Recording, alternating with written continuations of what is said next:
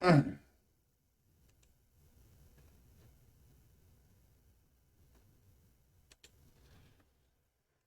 YouTube.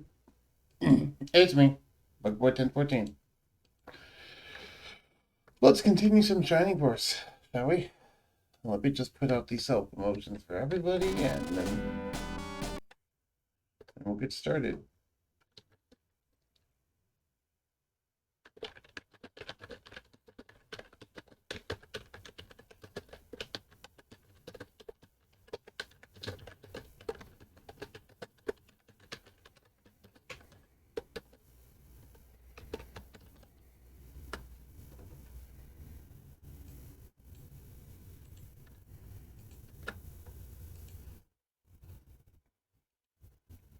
Alright, so there.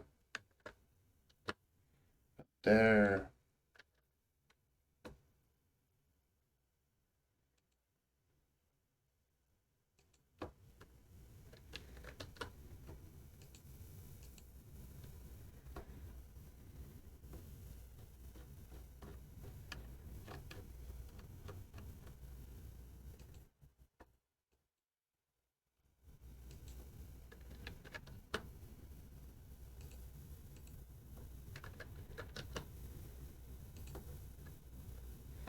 Not that one.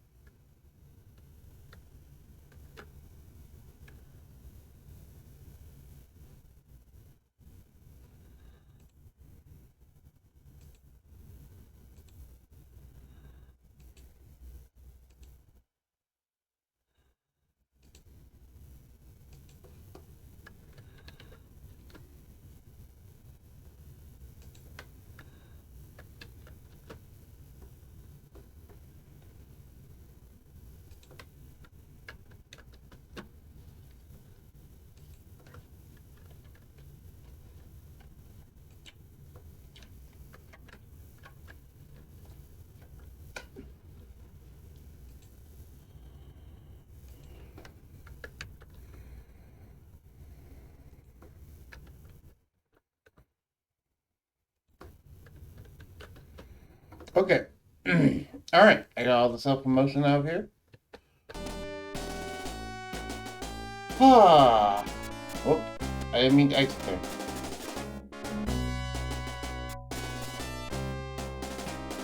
Man, I like this music.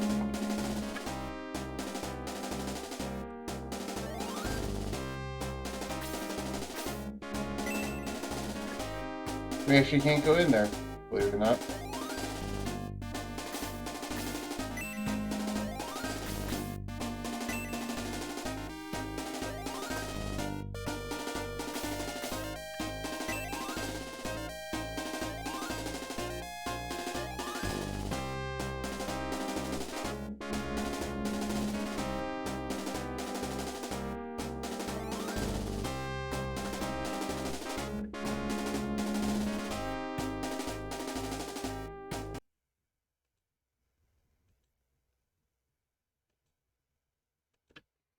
Alright.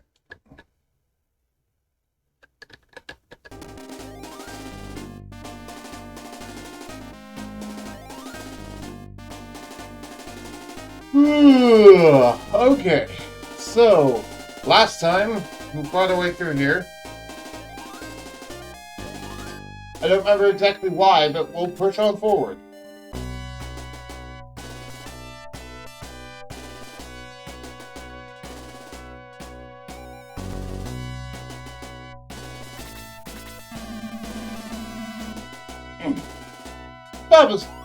Babasok is a vile word. Don't let him get away. Okay. Don't hurt me. I'll give up. But Babasok awaits you in the town harbor. Okay.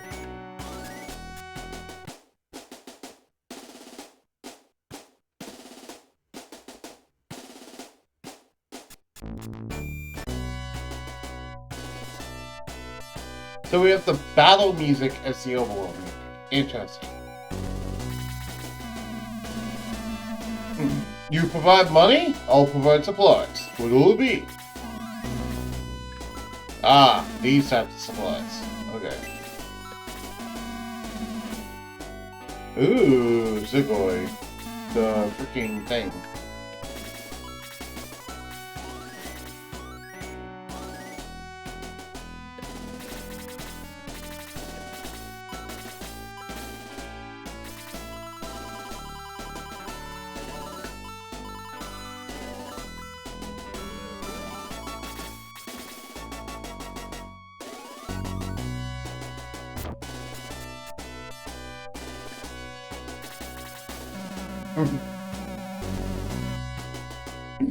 Man, that took a lot out of me. I'm glad to see you, Max. Let me join you. Ernest joins the training force.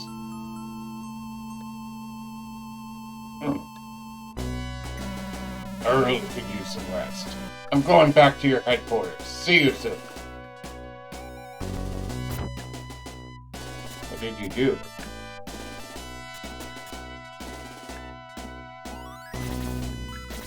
Ah, that.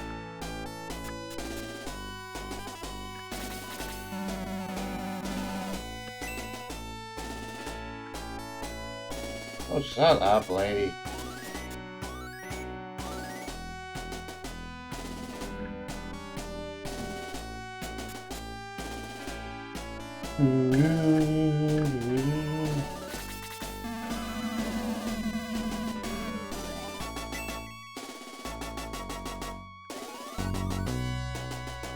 So I assume that's the battlefield over there.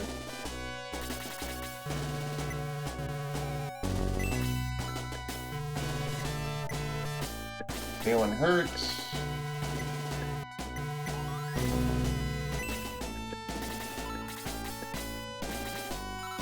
Ernest, what do you got?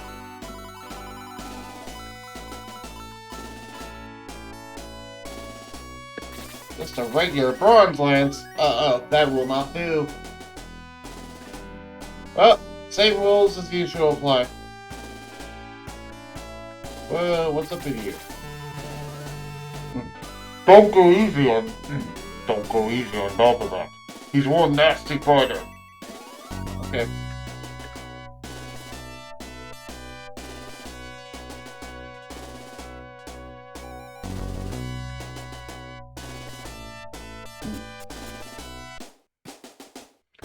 Do do do do do do do do do.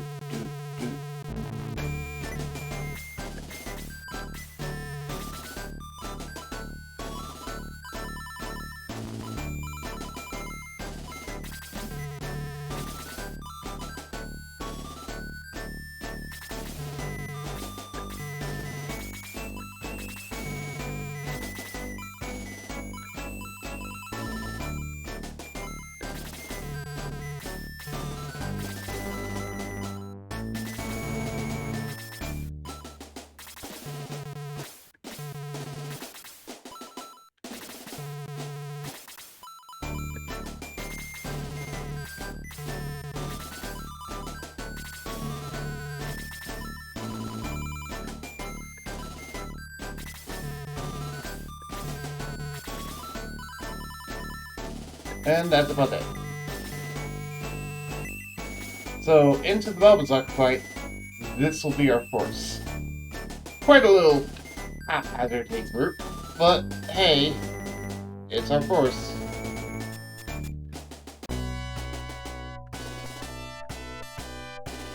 Do I have the ability to, like, go back and buy more weapons?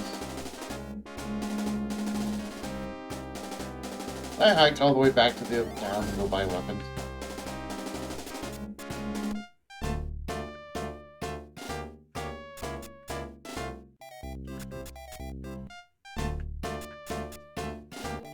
I think so. Yeah, I can. Okay, cool. Where is the weapon vendor here? Is it you? Oh. Is it you down here? I don't think it is. I think you're just regular items, aren't you? Yep, you're just regular items. Where's the weapon vendor?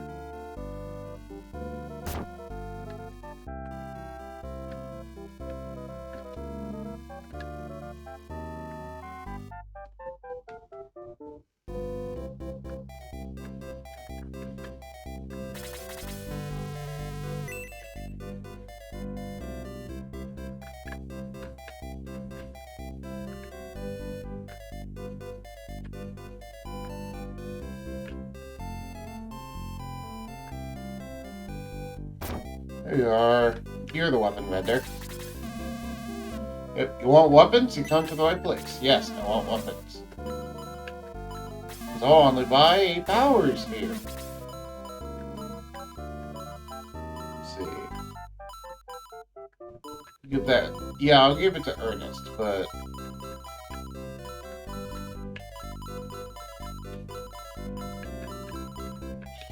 make sure everyone has their full equipment. Okay, so everyone besides Ernest has the power sphere. Is there anything else that I can get? No. So I'll go ahead and sell the regular sphere that he has.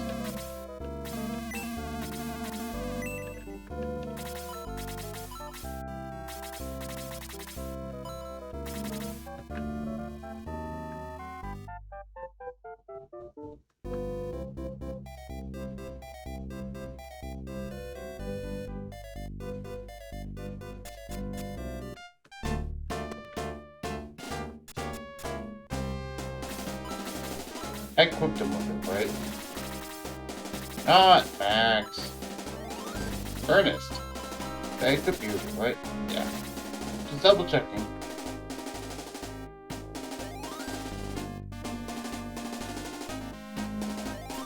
Good thing I can hack all the way back, just so I can go buy that. Also, quick save. Let's do this.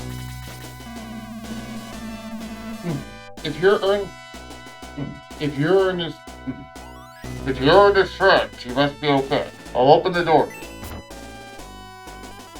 I wonder what he would have said if I didn't have Ernest in my team. Huh.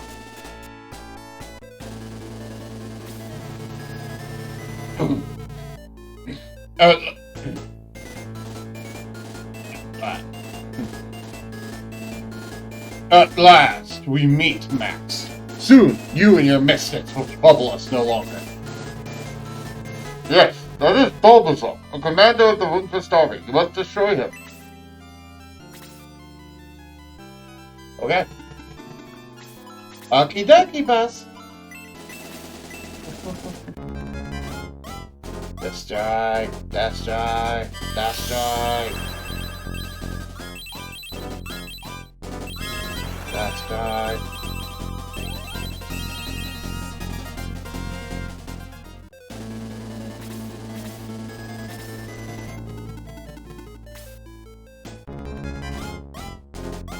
Where?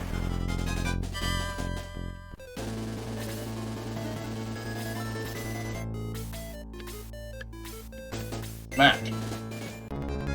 Same rules as before, by the way. If we level up, we repeat the fight. If we die, we repeat the fight. Until one of those things don't happen.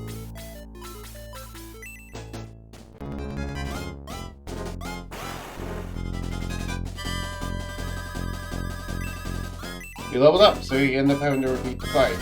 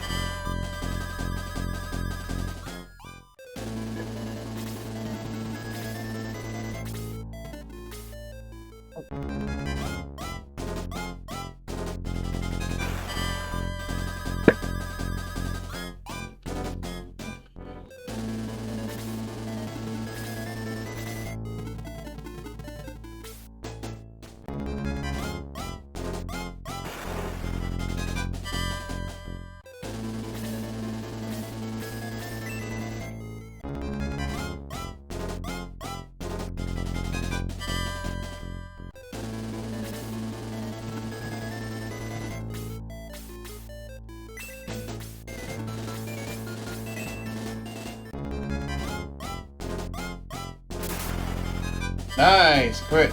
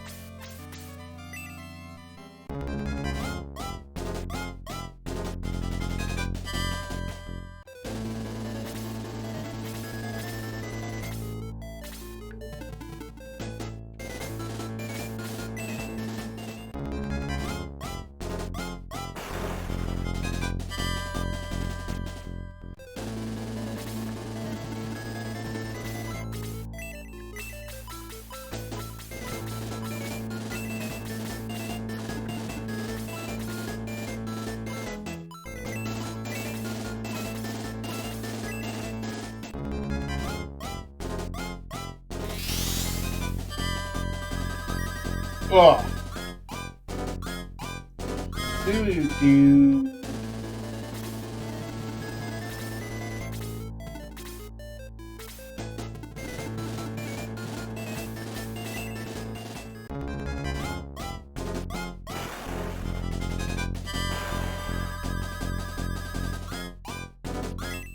And Luke leveled up.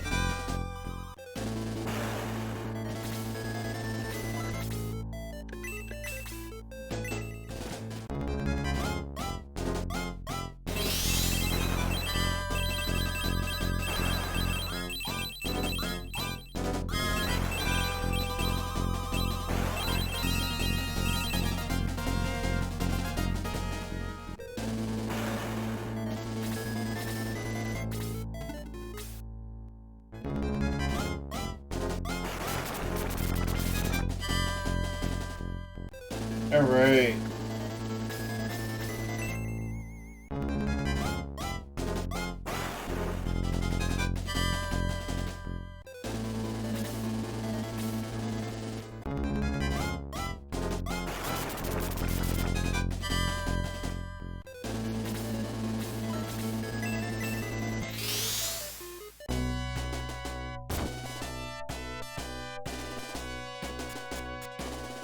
Thankfully, this is a really quick hike back, so...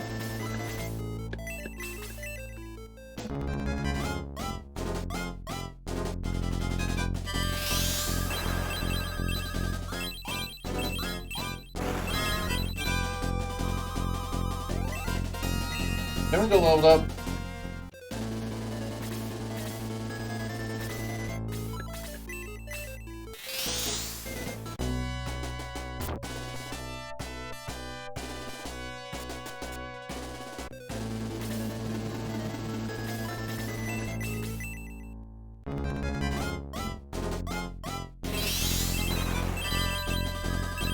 Deadly attack at 22. Nice.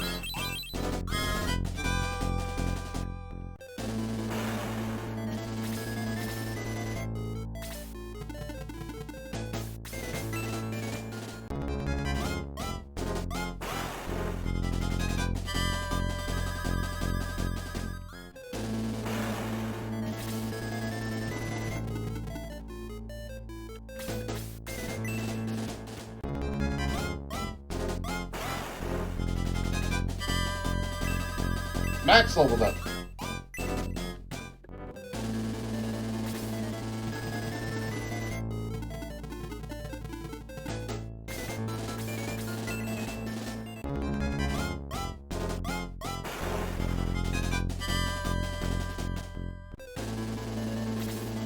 Man, an old school RTS. Yep. Welcome to Shining Force, Legacy of Great Intention, a game that I grew up with quite a bit on this Nostalgia Thursday. How you doing, Cool to Z? Doing good, I hope.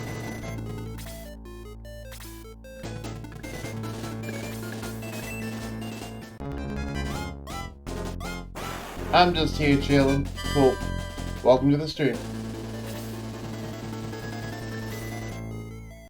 Nice to have someone here to hang out with. Hope you enjoy. We're doing a full playthrough of this game. Though we're doing it with a bit of a weird rule set. I don't mind if you just look, by the way. You can go ahead and look if you want to.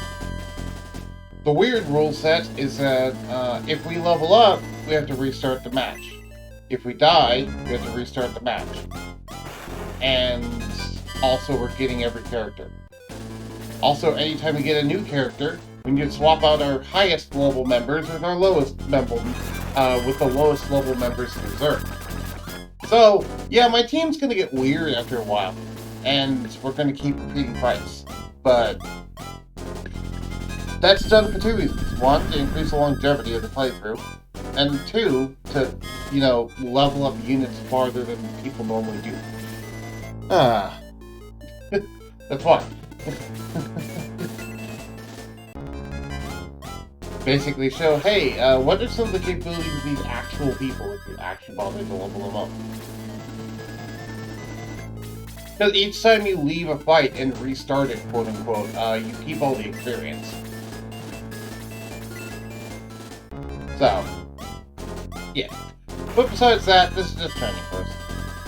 A game I grew up on and have been playing for 2 decades now, basically. Ever since I was 5. Wow, Max is actually really close to dying. I'm surprised.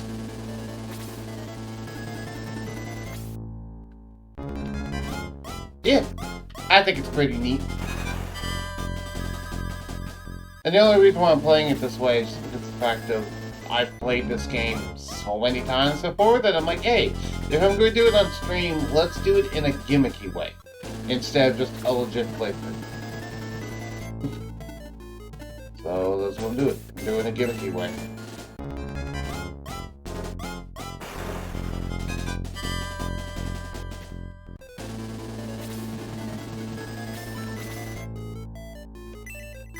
Anyone hurt? Yeah, Chris is hurt.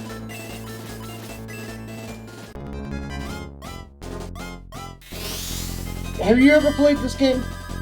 Cool. This game's story is actually pretty interesting. Basically, you are leading a force known as the Shining Force. You, the main character, Max, who's about to die, who just got smacked in the face. Max has been defeated.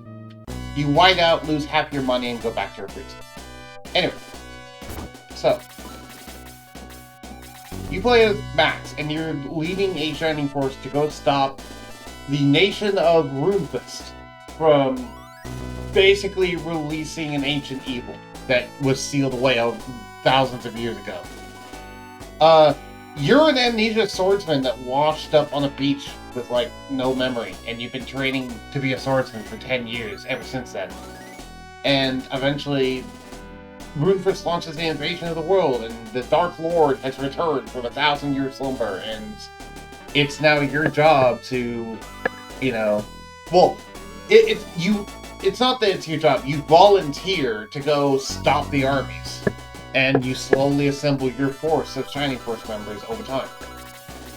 Currently, this is Chapter 5, so we're actually quite a bit into the game.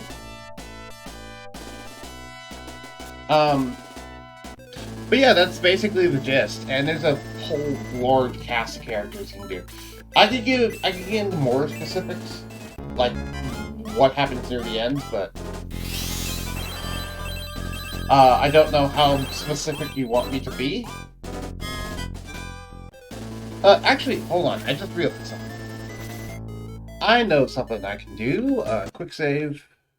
Yeah, I know the game crashed. That's fine. Because I want to do something kind of neat. Simple launcher.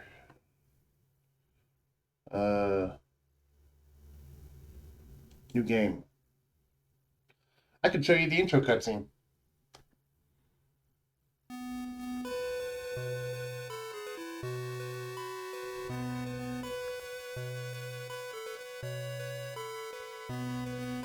Light fought darkness for control of the world. Dark Dragon led the evil hordes of darkness.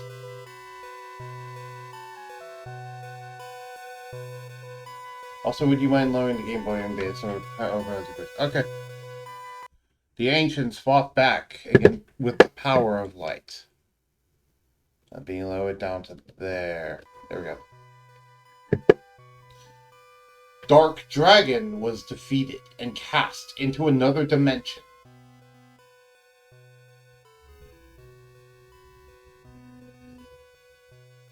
The Lord of Darkness vowed to return in 1,000 years.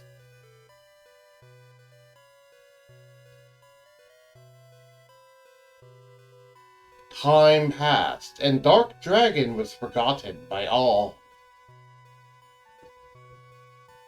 10 centuries of peace ruled the land of Rune.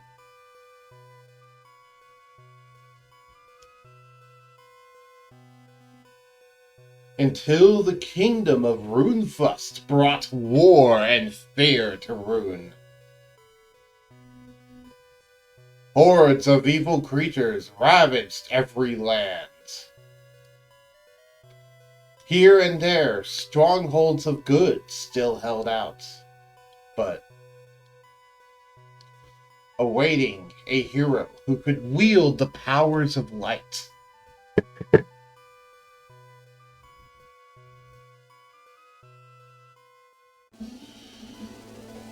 Shining Force, Legacy of Great Intention. We are that hero who can wield the powers of light. Quick load. Okay, so yeah, that's the intro of the game.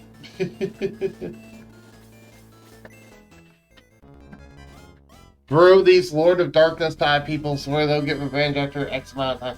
Yeah, to be fair, at least he's poignant and on time. He showed up in exactly 1,000 years. So he's got good timekeeping. I don't know. Could you wait 1,000 years and then freaking come back right at the exact moment that you said that you would? And then gets bodied by a random scrub. To be fair, Max isn't exactly a random scrub, but yeah. By the way, if you don't remember who I'm referring to, this is who I'm referring to as Max. You get to name this character in the game, by the way. He isn't always named Max. You can name him whatever you want to. And the game doesn't even tell you that he's normally named Max, but if you look in the files, the default name for this character is Max. So I just call him Max. As a kid, I just always called him the main character. Like, all the time.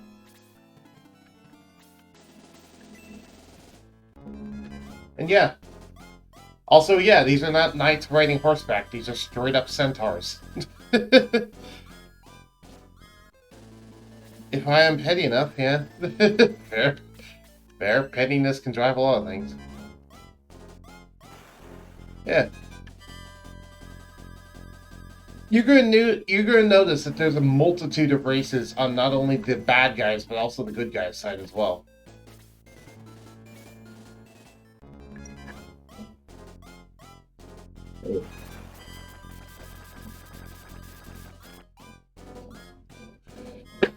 If you're familiar with the Fire Emblem franchise, it's actually not that dissimilar to Fire Emblem. However, one of the main differences between this and Fire Emblem is the fact that when a battle occurs, you don't get to strike back. It's only you attacking them, or them attacking you, not both at the same time like in Fire Emblem. Also, in Fire Emblem, there's permadeath, whereas here, while people that die stay dead, you have to go to a priest to revive them, and that requires you to pay money. And the money that you pay is directly relative to how strong the unit is that they need to be reviving. Okay, so you know the basic mechanics of this game then, if you played Fire Emblem. Though I will say magic works entirely differently in this game compared to Fire Emblem. When I get to a magic cast, I'll show that off. Bro, if centaurs don't wear any pants, do they get arrested for indecent exposure? I don't know. Not in this game. Beyond that, I don't know.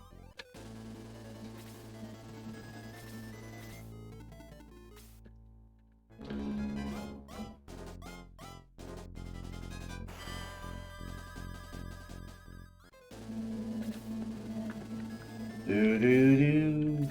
Oh, right, you have a ranged attack. I forgot about that. Ernest, attack the fire dog. There you go.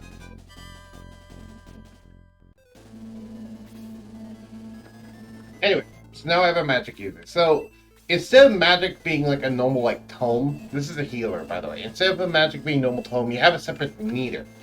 What you do is you can walk up to someone, and instead of doing fight to attack them with your staff, also staff wielders can punch people with their staves in this game. But you can instead go to magic, select the level, and then you select target. And that's how that works. At least his armor matches his hair. Yeah, fair. He's color coding. That's the thing about Shining Force 1, is they got like 8 knights in it that are all recruitable, and it's like, why is there so many knights? Why is there so many centaurs I can recruit? To be fair, I'm not complaining, it's just weird.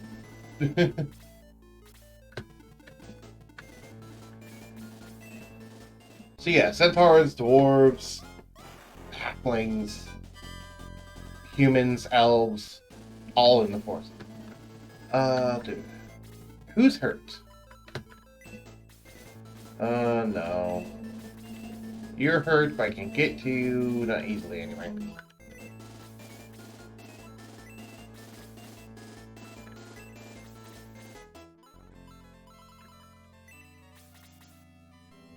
Okay, well, I have to get to you anyway, so I guess so. Arthur, get healed. The game isn't horsing around when it comes to how many centaurs you get. I like the puns. I appreciate the puns.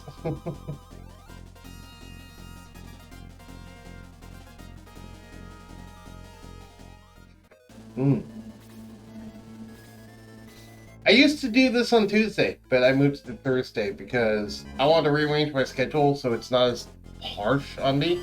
Because I used to have like, oh, Dead Cells on Monday, this on Tuesday, then Hearthstone on Wednesday, and Yu-Gi-Oh on Thursday.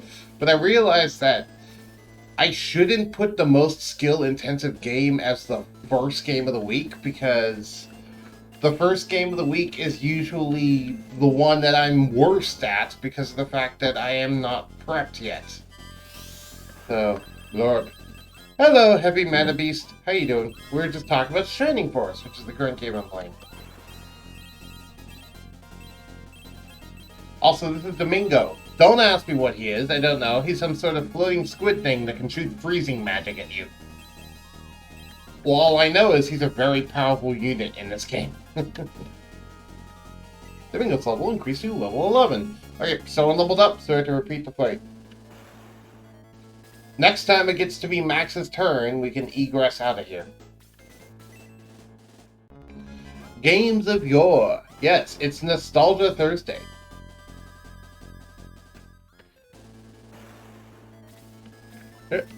Egress. Oh, did anyone die, by the way? I forget. Did anyone die? Nope. Okay.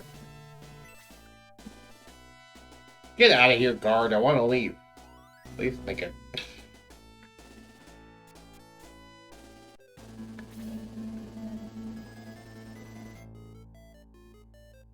Oh, it is Wednesday.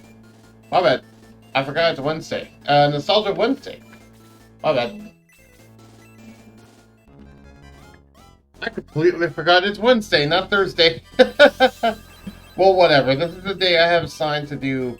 I'm sorry, it used to be Nostalgia Tuesday, but I moved when training forces. This is a game I have scheduled for today, right? Let me check my announcements. Not that one. The more recent one. Yeah. Wednesday is Nostalgia Wednesday. Okay, cool. I'm just making sure I actually have my own schedule correct. I'm pretty sure I did, though.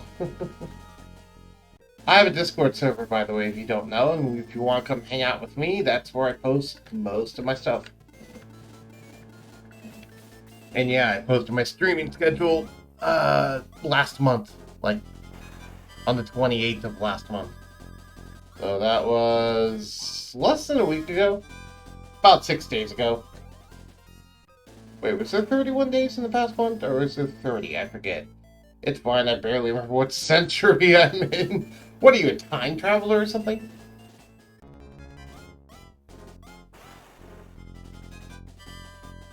Also, that's a really cute emote, by the way.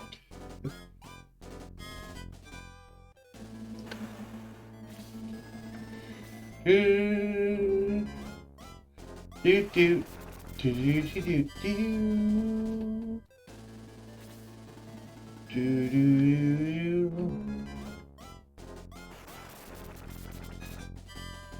Stop shooting Max, please. I know why they're shooting Max, and I know they're not going to stop. But it's annoying.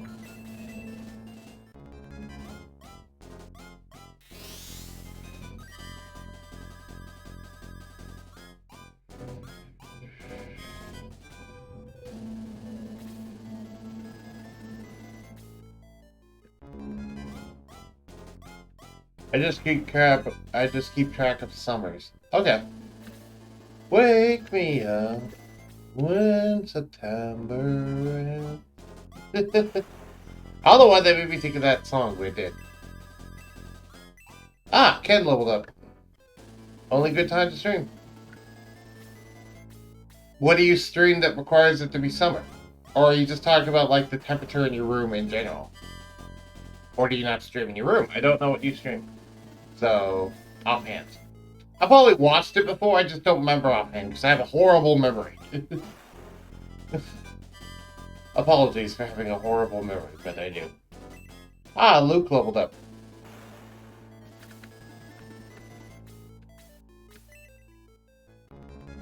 He probably has more time to stream in the summer. There! Or she. No one to judge you. Exactly. Let's not assume people's genders just because it's the internet. How are you going to be able to tell? That's why I tend to just refer people by their name rather than by a pronoun. That's just me. At least online, anyway. Yeah, I normally do weekends. Okay, cool.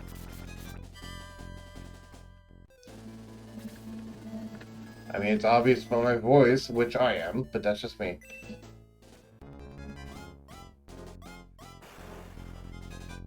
Then again, I consider it obvious by my voice, but other people might not. I don't know. I have a pretty deep voice, though, so it's pretty easy to tell. You followed at some point. Yeah, I did follow you.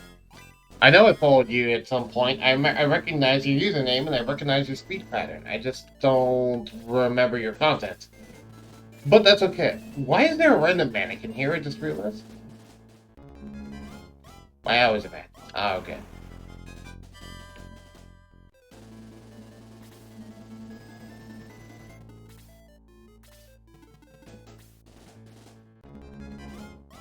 Ugh.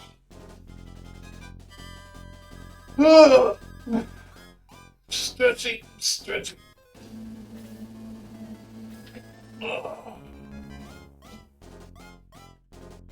Oh, it's good to stretch. I can't wait till I get channel points so people can remind me to stretch and hydrate. I know I do it with other people. When I can. Some people make their stretch and hydrate stuff like absurd channel points. And I'm like, really? Why are you having me like 700 channel points for me to just remind you to do something healthy? I don't get it. I don't get it. I am at standby. I am at standby at work, so here I am. Here I am! Rock you like a hurricane. Oh, I mean, laziness, yeah, but on the same token, if someone's reminding you to do it, that means that you don't need to remember to do it. So, wouldn't that help you not...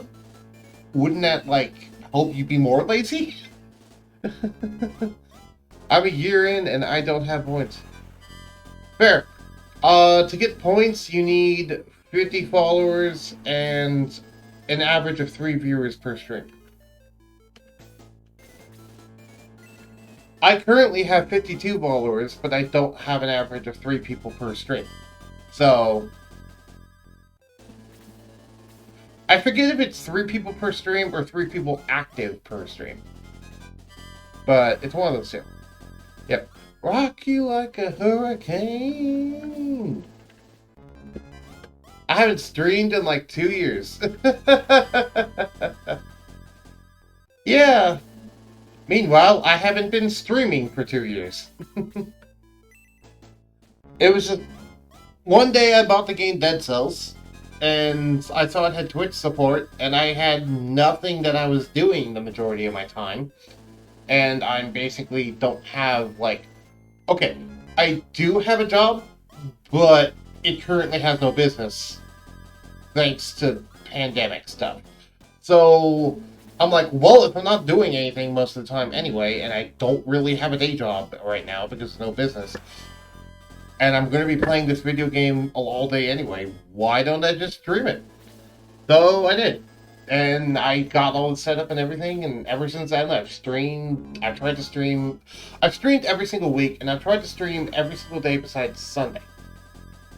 For a while, I stopped streaming on Saturdays, but then I got back to it when I got back into D&D. Now Saturdays are specifically for Dungeons and Dragons. I've been streaming like 2 years. The habit's what it takes to kill me, and it's 3 active. I keep reminding myself, and I get lazy. I normally have an average of 1.0 viewers. I don't know what my average is, but I know the majority of the time I have 1 viewer, and then sometimes I get like more. The highest I've ever seen like stick around, not counting like raids. Well, not counting like the amount that you get from a raid, just because, you know, raids, it's like, oh hey, they show up, and then like within 10 minutes they peter out. But the ones who actually stuck around, the most I've had people sticking around is like 7 viewers at once. And the most people I've had active in chat at once was like 4 people. Meaning I watch myself, sadness emotion. I don't think the 1 viewer is also, this is Guns, by the way. I don't think the 1 viewer actually refers to yourself. I think it's actually someone else, but that's just me. By the way, I try to watch however many streamers as I can, while also doing my other things in the background. You know, I try to lurk in people's streams, but lately I've been absorbed into working on my Dungeons & Dragons campaign, because I am a DM in Dungeons & Dragons. Also, I am completely anti-talking about this game, I just realized. Wait, wasn't I supposed to egress out of here? Yeah, I was supposed to egress out of here. Max, when are you gonna get a turn so I can egress out of here? That's fine. We're repeating the same battle over and over, so that's part of why. Since I watch with an app, it counts. Yep. Ah, okay, I do not watch my own stream. The grind is real. Yeah, but the grind is also fun. You gotta admit that this is actually pretty fun. At least I find this fun. You know, really, the stuff going on in the backgrounds, like in this case, this is me showing off a game that I love, but also this is mainly an excuse for me to just talk about the game with people, and also just to talk in general with people. You know, because that's all Twitch streaming really is. It's just like, oh hey, I'm taking a game I would already play, except now I'm playing it with people that I can talk to, potentially. You know. I mean, I grind all the time when I'm into a game. Yeah. My stuff tends to stuff, so I listen.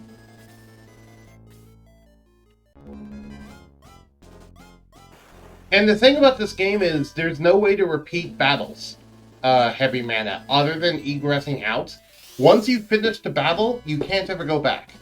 Also, there's no random encounters in this game. So, like the older Fire Emblem games, there's no way to, like, grind EXP in between story missions. It's just story missions, and those are the only ways to do it. So, if you don't do this, you're going to have no way to actually grind the EXP. Meaning that the game gets considerably harder as a result. I tend to talk about stuff myself. Yeah. Me, I just tend to talk about whatever passes through my mind, or wherever my train of thought happens to go. Here's the weird thing. I tend to be the type of person that always acts like I'm on camera, even when I'm not on camera. If that makes sense. If you know Jamie, not Jamie, if you know Adam Savage from Mythbusters, that's kind of how I am, and referred to just, I always do wacky, weird stuff, and I just talk about random shit to myself, when I'm alone. It helps me think, but also it just helps me focus. And so I'm like, hey, why don't I just take that and funnel it onto a stream while I'm already playing video games? Plus, this has helped me change my life, and I've gotten a lot healthier now as a result. I've actually met a community and built a community from this. My streams are quiet, so I talk to the void. Ah.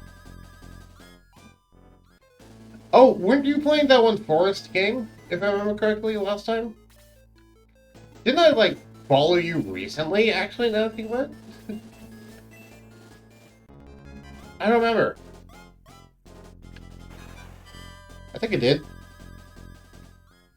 Anyway, I do try to raid small streamers a lot. Part of the reason why I follow almost everyone that I end up coming across is because that way I have people to raid when my streams actually finish. You know. Because if you don't know, at the end of every live stream, I always raid.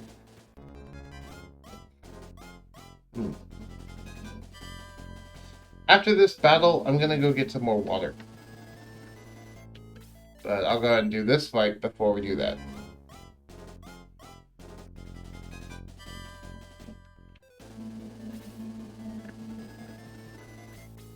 Get stupid, annoying bat.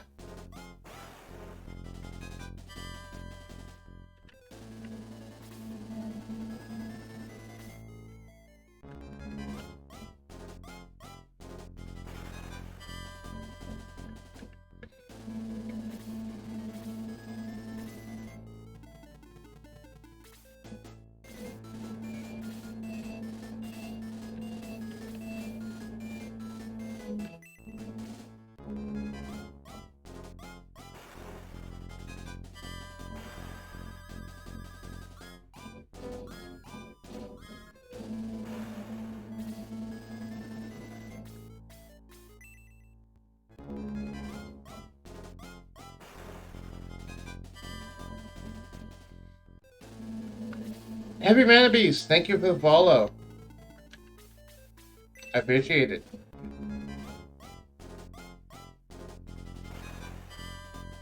Heavy Mana Beast 2, thank you for the follow. If you don't know, by the way, I am actually also recording this, and this will go up on Twitch. Sorry, this will go up on YouTube. It's already up on Twitch. This will go up on YouTube. Also, for those at home, hi YouTube. This is the Twitch chat. That sounded very dumb when I said it that way, but whatever. Also, hey, we're up to 4 viewers. Welcome, everyone. Shining Force. We're doing more Shining Force. And I'm just talking about random nonsense. Don't mind me. Lurkers are workers, and lurkers are welcome.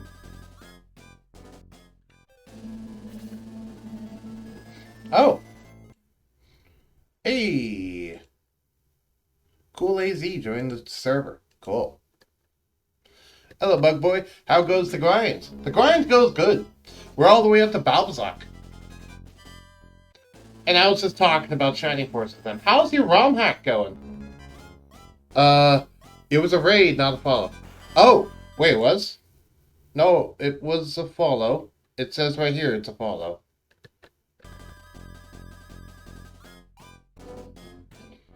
My activity feed says that you followed me 1 minute ago. Either way, if it was a raid, thank you for the raid. I appreciate it. I'm doing troubleshooting right now. Ah, okay. If you don't, for those of you at home who do not know, or those of you in Twitch chat who do not know, Rouge is making a ROM hack for Shining Force. Which is actually quite fun, because I showed off some of the tools for him, and he helped me bug fix my one ROM hack. Because I'm also making a ROM hack for this game. Though currently it's stalled, mainly because I'm mostly focusing on my D&D content right now, in terms of my free time. Almost all my free time is poured into prepping for my D&D campaign. Oh! When you raided me, okay.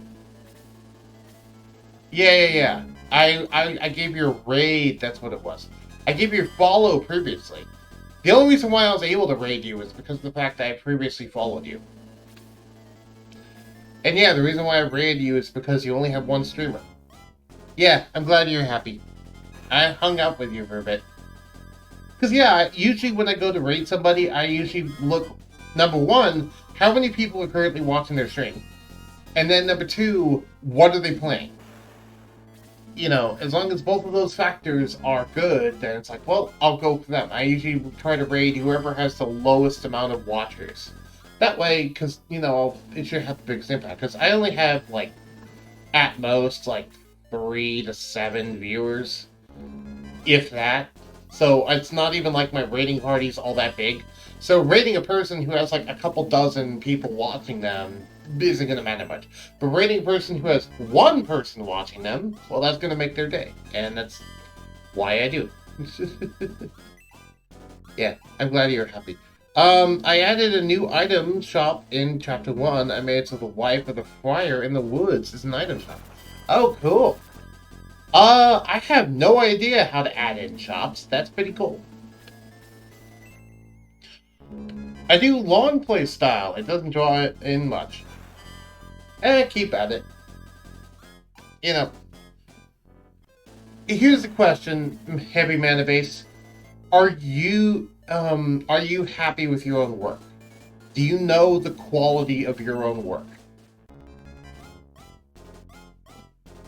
If you are satisfied with your own streaming style and what you're doing, and you feel good about it, then people will come. You know? It will just take time. There was a long time in this, there's a long time in this where I just didn't get any viewers. Like at all. Besides maybe my one buddy, Surtur. But it's just because I've already known him for half a decade now. 28 games later. Yeah. I have an idea about how it may be possible to get the Sword of Light and Sword of Darkness. Oh, hold on. Made it possible how to get Sword of Light and Sword of Darkness back when you make the Chaos Breaker, but I want to get a save state nearby so I can troubleshoot it. Okay. 20 games later. Mostly happy. I worry when sounds goes. Cool.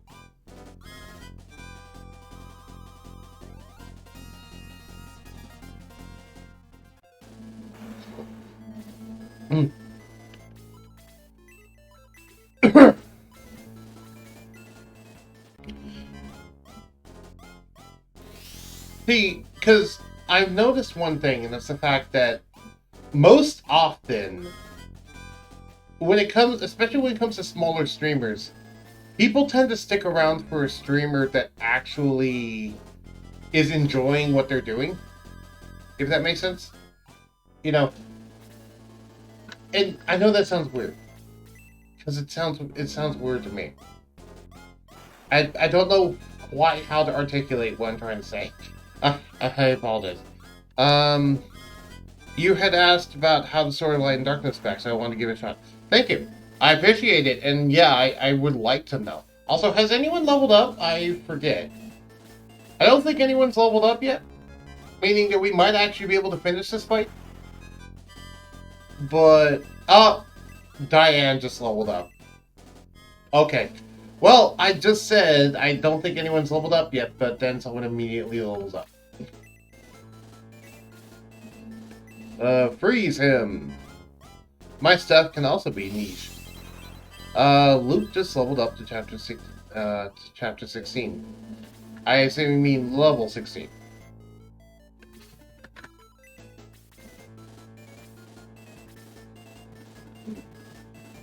By the way.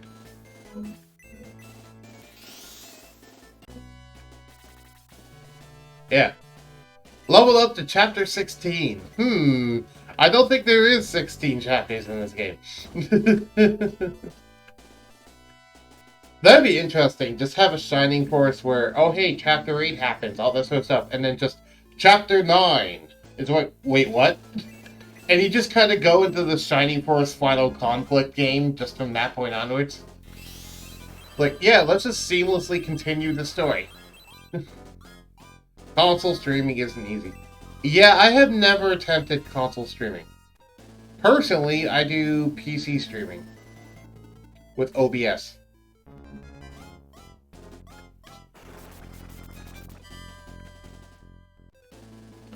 I have no idea how to do console streaming other than, like, needing a capture card, but I don't know. I don't want to modify any consoles to do that. Also, I do most of my stuff on my PC anyway, so why not just do PC streaming? In my vanilla playthrough of this game, I am at Balbazok as well. However, everyone except Ernest is level 18 promoted. Wow, how long did you take grinding? Good tip, don't try.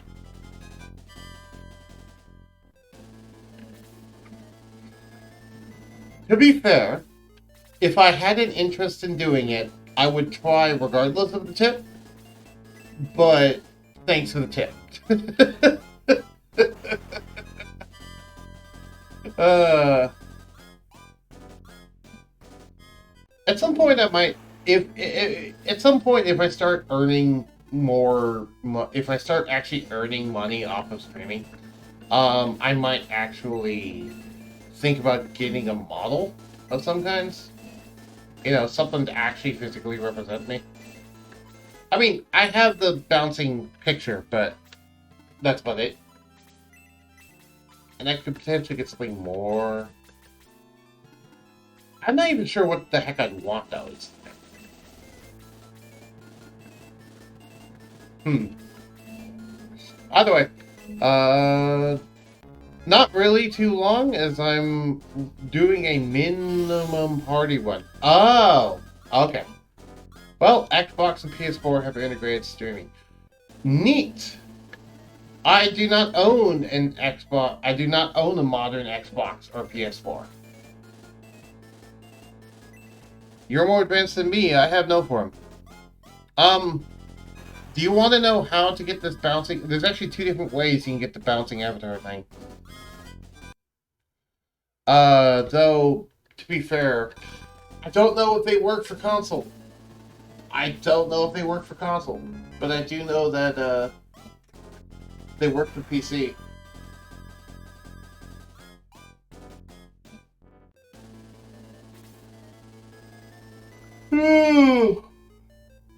Joe Phillips, thank you for the follow. Sorry, Joe Phillips, thank you for the follow. Hmm. Then that's fair. That's definitely fair. I appreciate the follow. Hope you enjoy the content.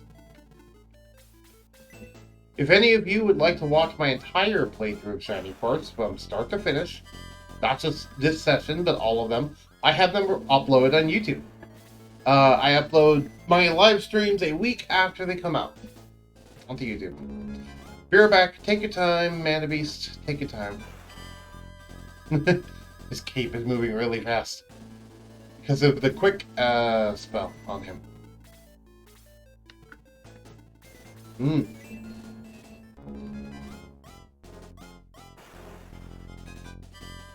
But yes, thank you for the follow. Alright. Oh, I have 54 followers now. Awesome. Just a comment, I found out that my game is too hard to do a minimum party one. I am happy for that. Yeah, that's a good sign. That's a good sign. Is my ROM hack so far too hard for a minimum party one, or is it actually doable for a minimum party run?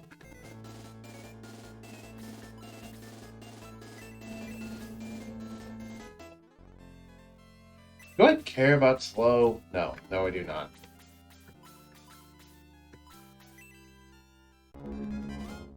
I know my ROM hack isn't complete. I'll probably complete it. Your ROM hack is at the edge, but doable. Okay.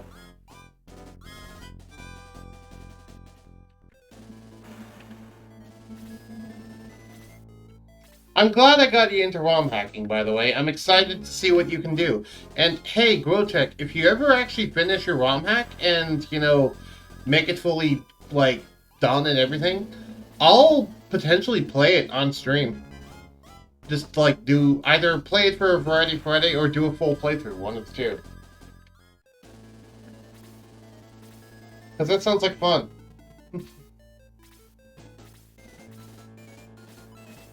Since unlike, unlock level 3 freeze. Nice. Since unlike my own ROM hack, I wouldn't know all the ins and outs of that one, so I'd be discovering them new.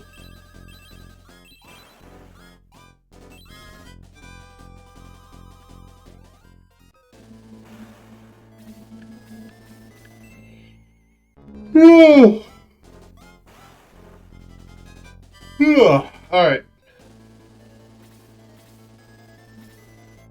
And I'm back down to 3 viewers. Okay.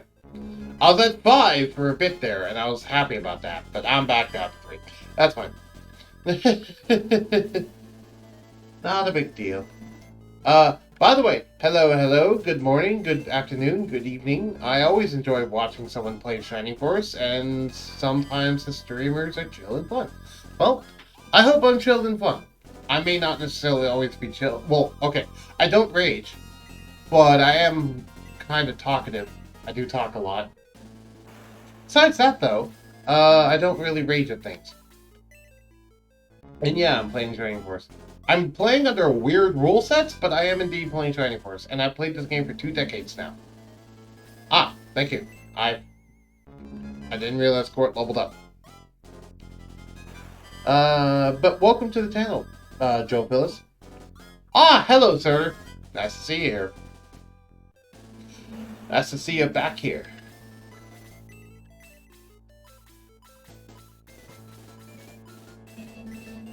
Okay, who's the one who's, like, super hurt? Is that you? Yeah, you're the one who's super hurt.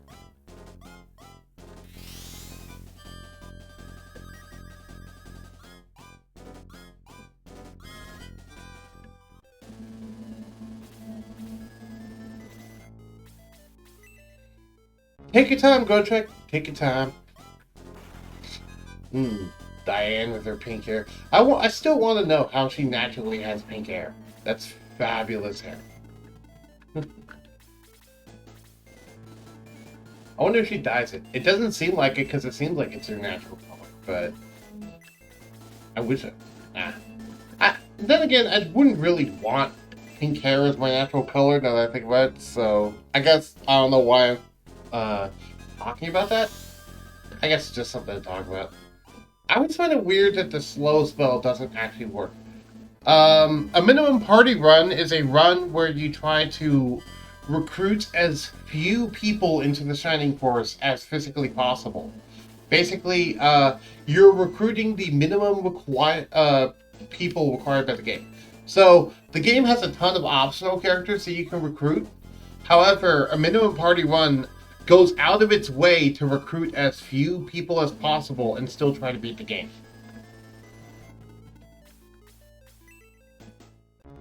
And I do mean go out of its way, because there's a glitch in the first area of the game where if you force this one lady to get in front of the guards, you can leave the main town before you're supposed to, and you skip like the first entire chunk of your party. And there's more that you can do other than just that, too. There's a lot of things that you can do to skip certain characters. You can't skip every character, but you can skip a lot of them. And yeah, it's just, can you beat the entire game while skipping as many characters as possible? When will Max get a turn? I'd like Max to get a turn, please, because I'd like to egress out of here. But that is a minimum party run. Thank you. Max finally got a turn. I do not personally do minimum party runs. In this case, I'm doing a maximum party run, where not only do I have, not only am I recruiting everyone, but also I have the weird rule set that I'm doing. So, while Domingo does this freeze attack, I'll go ahead and talk about the rule set. Actually, yeah, do it from down here. While Domingo does this freeze attack, I'll go and talk about the rule set. So, the current rule set is as follows. Number 1, if I get a new member of my force, I need to swap out all the highest level highest level members of my force with members of lower level in reserve, which usually includes her with new persons I recruit. Number 2, if I level up in battle, I need to restart the battle. Number 3, if anyone dies in battle, I need to restart the battle.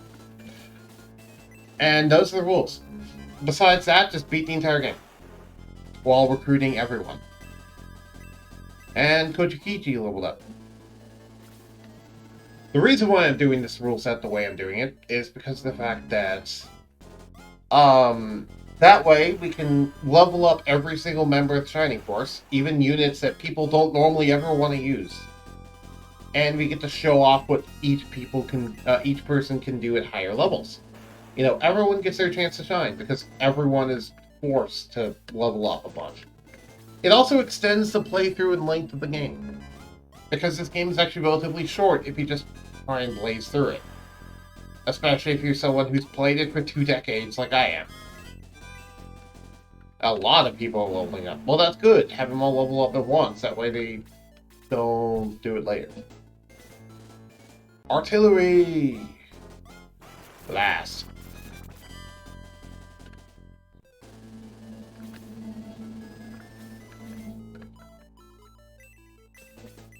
Slow that artillery down. But the spell doesn't work.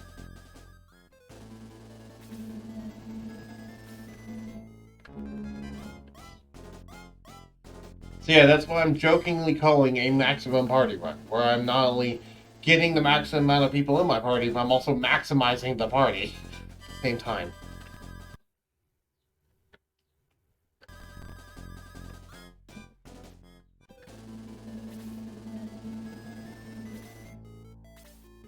Alright, let's egress out of here, because I'm gonna look.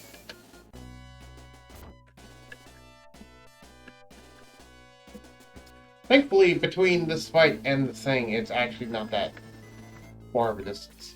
In this particular instance. Maximizing party to the fullest till what level? I'm not going for a specific level. I'm just going based off that rule set that I detailed. Were you here for that rule set, Joe Phyllis? Because I know that, I'm pretty sure you were. Because I know that the highest possible level that you can go is level 20 unpromoted, then level 99 promoted, but I'm not going all the way there because that takes so long that it doesn't matter. That's why I picked the arbitrary rule set that I did, is because that basically determines how long I'm going for. Instead of me just going for actual max level, because actual max level would take an insanely long amount of time and is boring to watch on stream. This way, at least, it's more entertaining. Also, welcome back, Project. I was just explaining the rule set and the reason why I'm doing it the way I'm doing it. Also, I had to explain to Surtur what a minimum party run is. Because he didn't know what a minimum party run is. Grotech, if you want to give Surtur a crash course in minimum party run, because you probably know it better than I do, I wouldn't mind. Also, we're down to 2 viewers. Oh well. So that means either Surtur, Grotech, or Joe Phyllis left. Probably... I don't know. Or Twitch is drunk. It might also just be the case that Twitch is drunk. Also, Diane leveled up.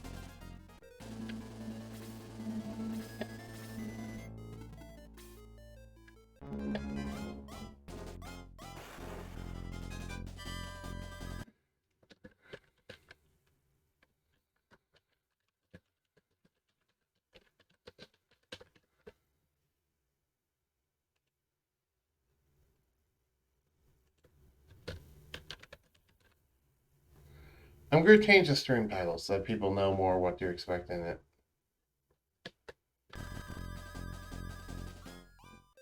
Do do do do do do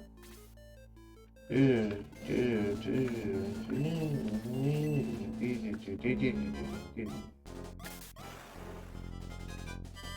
Yeah, I think it's probably Joe Phillips a lot, if I had to guess.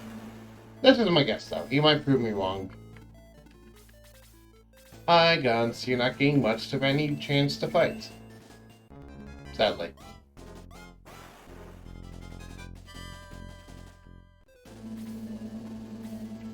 Basically, a minimum party run is a run where you only collect the party members of the game party members that the game actively forces you to get.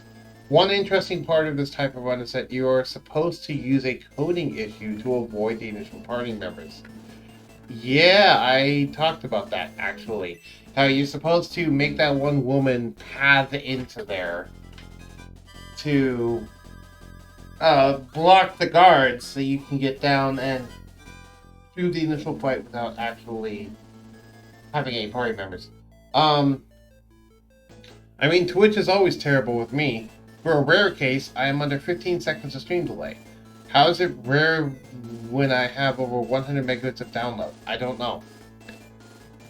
I have no idea.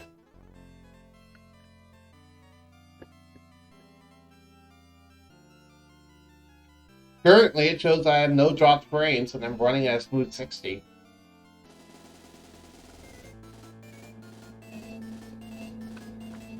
Yeah, the guard block is kind of hard to get. Surtur watched me kind of fuss around with that thing early on because I was just showing it off. But...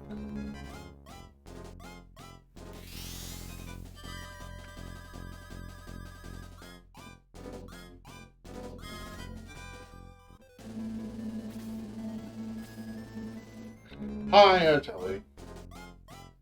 Do-do-do-do-do-do.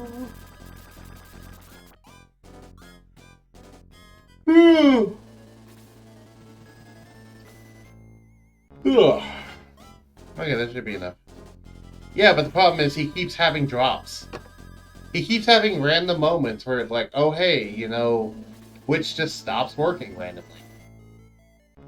Meanwhile, I rarely ever have problems with Twitch for some reason.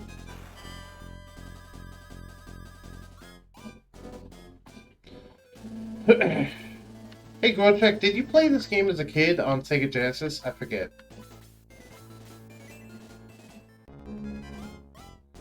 Does Twitch stop or does it give him an error? I'll let Surtur explain that one, actually.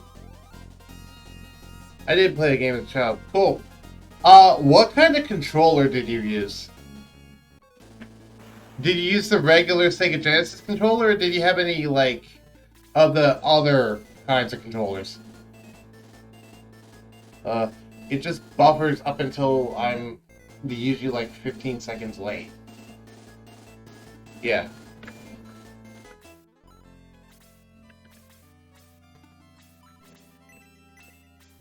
Use Sega Genesis controller. Okay, because... I know that the majority of the time I played this game with like a really weird controller. Have you ever seen that giant black controller that you just like slap on the floor and looks like an arcade cabinet's controls? Where it has like a joystick and then 3 buttons? That big honking metal, not metal, but that big honking black plastic thing that you just set on the floor. Yeah, I had one of those. That's what I played Shining Force with the majority of the time as a kid, which is with that thing. Because that was the main controller that my dad had for the Sega Genesis, and I'm like, yeah, this works. And I love the fact that it was so big and huge and heavy, and I liked that as a kid for some reason.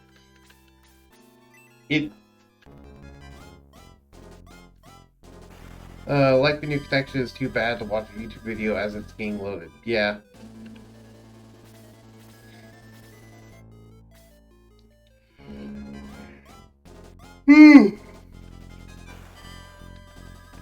Let's see if I can actually get a picture of one of these.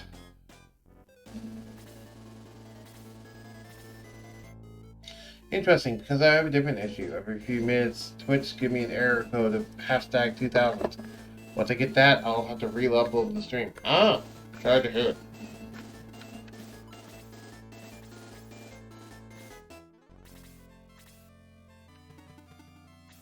Also, I don't remember if anyone leveled up. I don't think anyone did. Also, the guard block thing reminds me of a similar glitch you can do in the first Pokemon game when Professor Oak takes you back to the lab. Ah, yes! Wasn't that in Japanese bugs, like the green bugs? Yeah, that was in the Pokemon Green bugs. And that led to some weird situations. I believe I saw Domingo level up. I do not believe he did. I'm just going to go under the assumption that he didn't for now. Although that glitch just soft locks you. Yeah, at least the Shining Force one is actually productive. I use the Shining Force glitch usually just to recruit Gong before the first fight, and that's the only reason why I do it. It's like I usually like recruit Gong before the first fight, and then I go back to the main town and talk to the king again, and get the rest of my forces.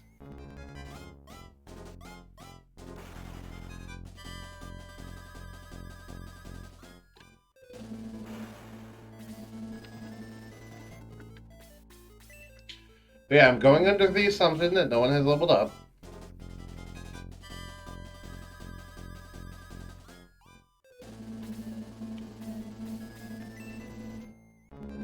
Oh, also, Surtur, I had kind of a head scratcher when I was looking through the D&D spells, earlier today, and I was thinking about it last night, and the ninth level spell Gate just seems kind of weird to me, just in terms of, it has one really weird limitation, and I talked about it in the D&D 5e chat on the server.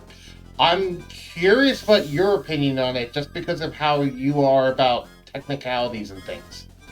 So that's why I was most curious about your opinion on it, even though you don't know much about D&D.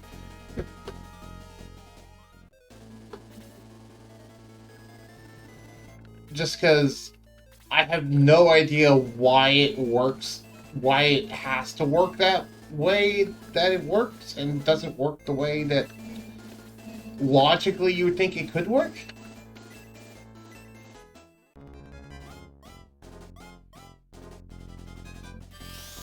I'm probably going to actually end up changing the spell a little bit, but Kokichi needs love. Kokichi definitely needs love. Oh, I just realized I have my door open. I should actually close that. Oh, by love, did you mean healing? I just realized I don't think he got healing.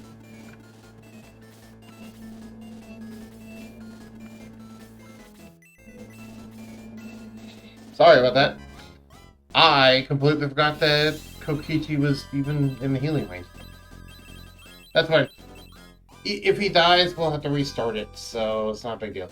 Okay, I'll go check in a minute. I just checked Pokemon Blue glitches and the Presto block works. Oh, okay, cool. Good to know.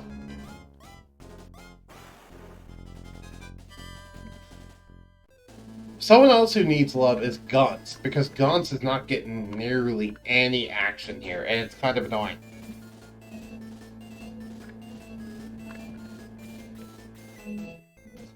It's like, why can't Guns actually get, up so I can actually use him? I'm probably going to end up giving Guns the mobility ring. Or the speed ring. I guess either would work. Guns needs his mobility ring. I haven't unlocked the mobility ring yet.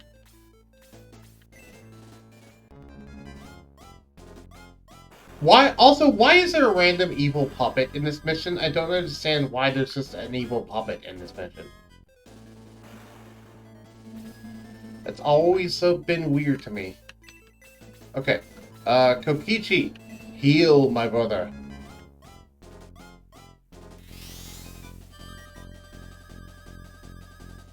That evil puppet was supposed to be a dark priest. Then why isn't it a dark priest?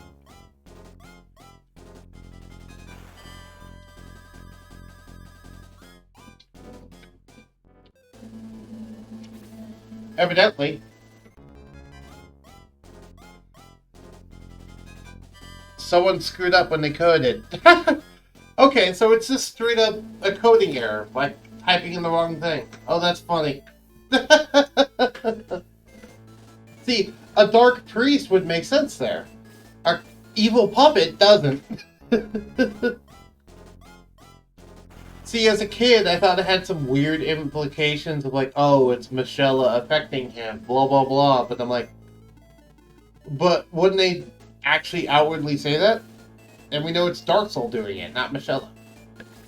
The evil puppet and the dark priest have unit numbers that are transposed to each other. Ah, so it's in the wrong order. So instead of doing like 4-7, they did 7-4 or something. But it kind of makes sense if it's a priest, since boss often have priests next to them. Yeah.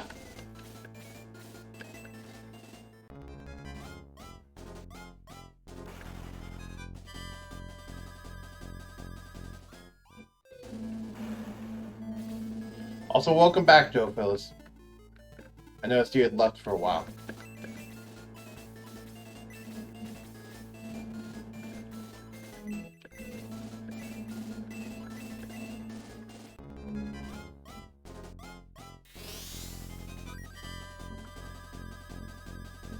No clue why gate works like that. I have no idea why either.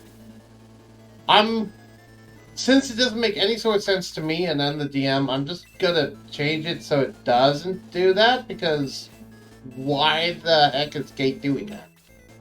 Why is gate like that? Don't get it.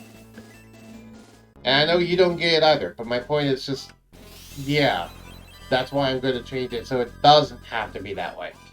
Because I always found that super weird. I mean, gate is a niche spell anyway. Because it's 9th level, and most people that use 9th level spells just want to actually use their freaking spell slot for Wish in D&D. Especially since the Evil Puppet has Heal 1, which only priests haven't had a spell before. Also, I find it a weird coding limitation that enemies can only have 2 items and 1 magic in this game. And that's it.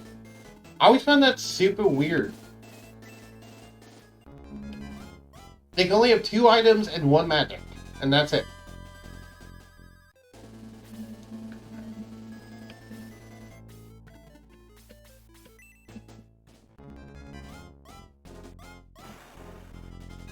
The reason they only have 2 magics, items and 1 magic makes sense. Okay, then why? What's the reason? Right, you still don't have magic.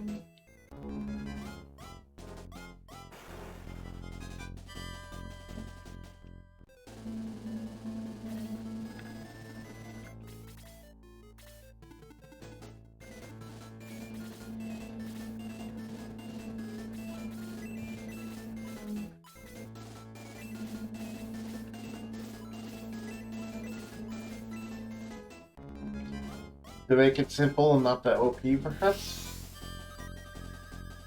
Fair, but if the allies are allowed to have 4 items and 4 magics, why aren't the enemies allowed to have 4 items and 4 magics?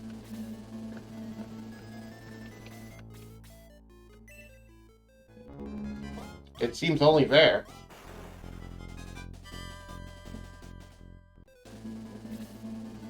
I get the whole simplicity thing, but I was just more talking in terms of fairness. Stupid regeneration.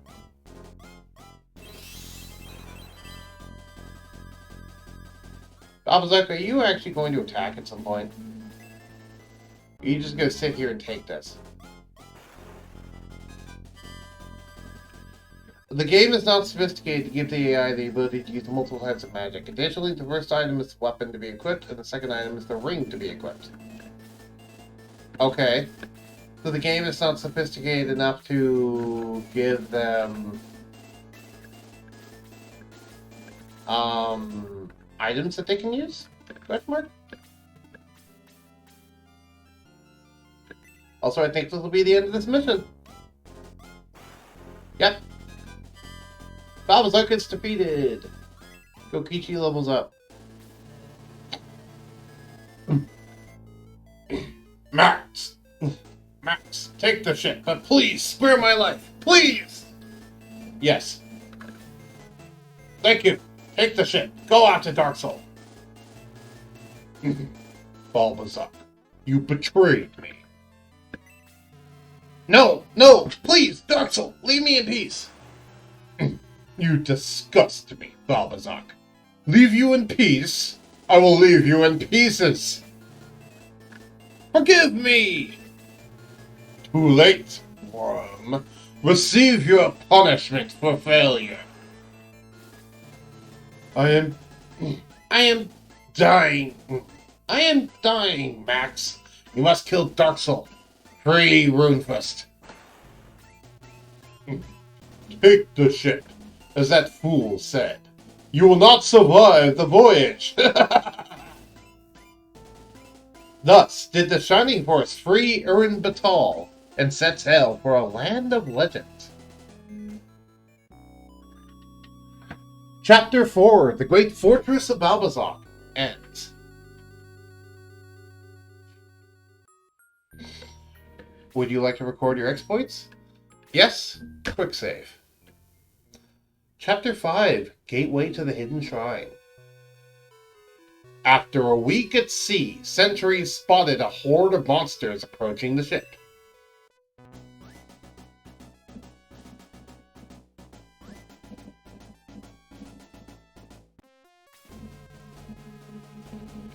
The ship is surrounded by the ship is surrounded by monsters. Max, prepare to defend it.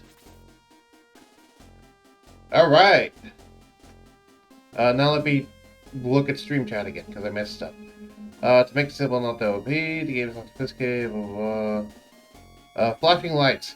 If the game was designed to try and give enemies the ability to use items, they would lose the ability to do special attacks like fire breath or laser attacks. I see.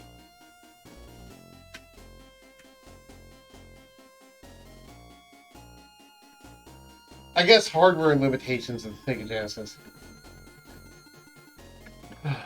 Also, it's actually been a while since I've seen this mission, other than the ROM hack version.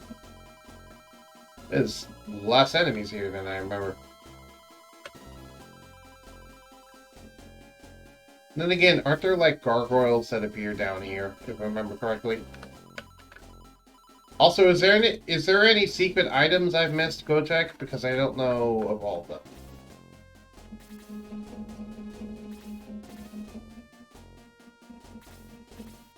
Are you going to get the secret item in this battle? I was just asking, where's the secret item in this battle? I don't know where it is. I'll try to get it. Bottom left of the ship. So, like, here? Is it this?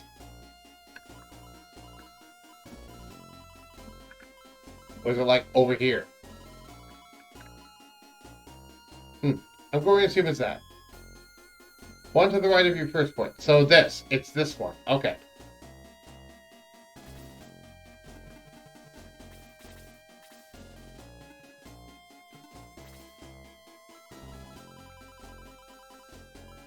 Oh, so it's this. Okay.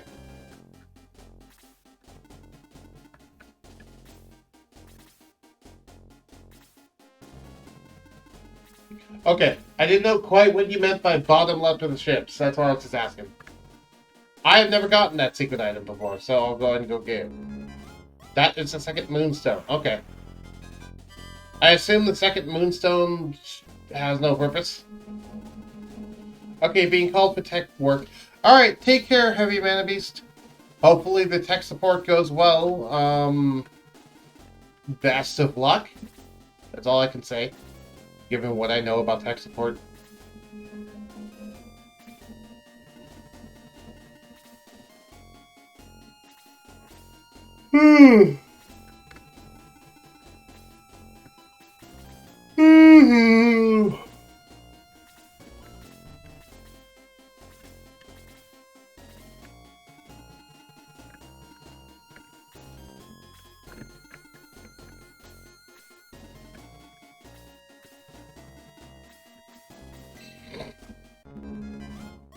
It simply sits there and takes up an item slot.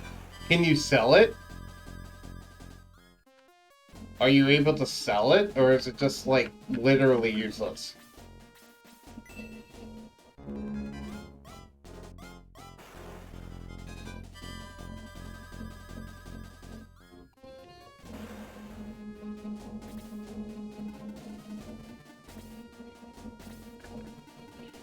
Nope, Moonstone's not sellable. Okay, so it's literally useless. Got it. That reminds me. Are you,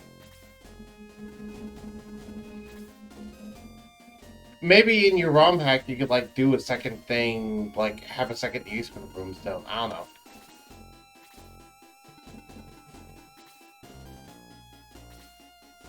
know. That'd be funny. Use a Moonstone to recruit a second silo. It's like, how'd that happen? Sure, I can make the Moonstone usable. Well, I mean, like, you know, like the whole Xylo thing, like from before. Make like another use like that sort of thing. I don't know.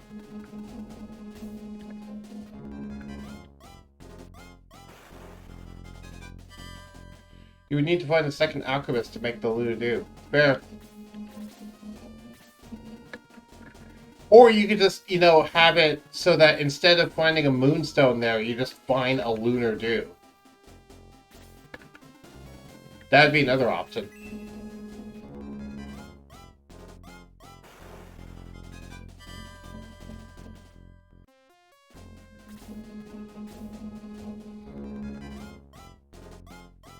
Yep, you can make it whatever you want it to be. Also, these enemies are always really weird to me because they, what, shoot spines at you? That's the only thing I can imagine is what they're doing. Like, I could be whatever you want me to be, baby. Alright, Ken leveled up.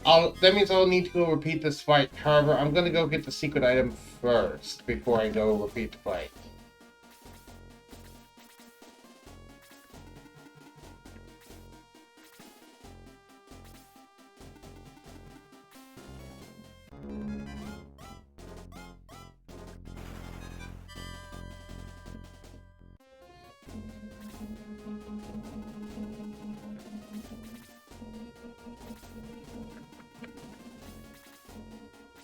Is it weird that I get this fight and the other fight on the ship completely mixed up? Because I... have you ever studied conscience in real life? No. No, I have not. I have never studied conscience in real life. Would you like to inform us of conscience in real life?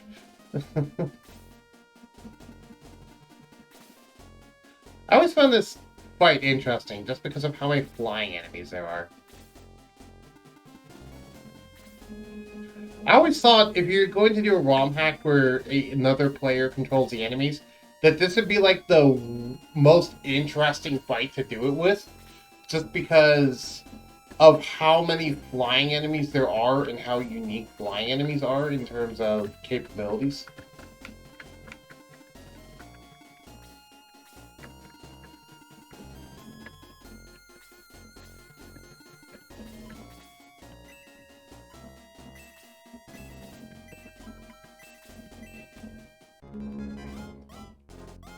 Shellfish! I mean, I know the fact that, like, conch, or I forget what it is, basically has, like, a giant seashell on their back. But beyond that, because they live in the home. Conches have this tube where they shoot this harpoon-like item. It is used to stun their prey so they can be swallowed whole. Their harpoon is coated with a very potent neurotoxin. Oh. So you're saying that all the conches in this game should poison you?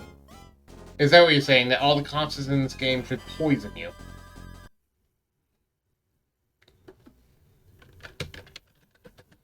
Because that seems like that should be a thing.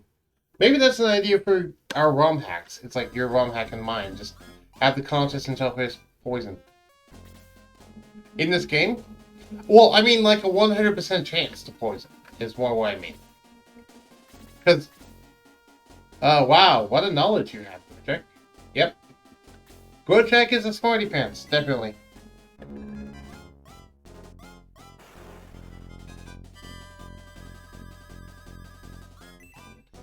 Ernest leveled up.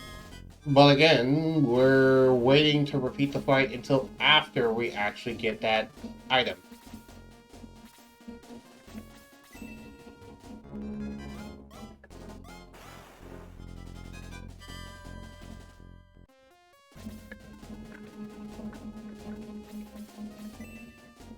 I am very eclectic, and my search history on YouTube is very weird.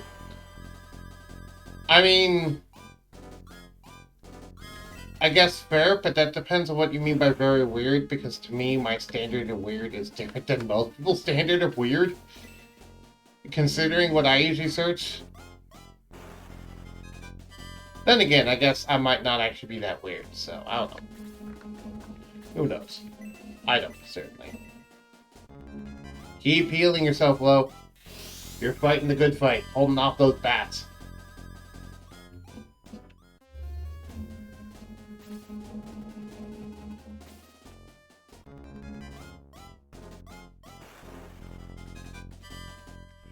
one thing I've always wanted, and this is something I kind of hoped would happen if my channel ever becomes big, is that people would like animate the Shining Force fights, like do like an animation of how the fight went. That'd be cool. Instead of it being like turn-based, it would just show it what's happening in real time. I think that'd be pretty cool. Bats. Yes, the bats. They're back. I forgot why bats is significant for a second. Yeah, no, there's a running joke on my channel where bats are like the bane of my existence in video games. And the bats in this game are very annoying. Animation of someone missing a bat like 6 times in a row. Animation of 4 different characters missing a bat 3 times in a row each. Because that's happened to me before, where I've had 4 characters attacking a bat at once. And they all missed 3 times in a row. I don't know if that happened on stream, but I know that's happened off stream before. There's a reason why I nicknamed the annoying bats. And as I said, me and bats have kind of a, not just with this game, but in games in general, they tend to give me a hard time. Whether it's this game, or Dead Cells, or Ninja Gaiden, or whatever else. Birds and bats tend to give me a lot of troubles. Bats more so, though.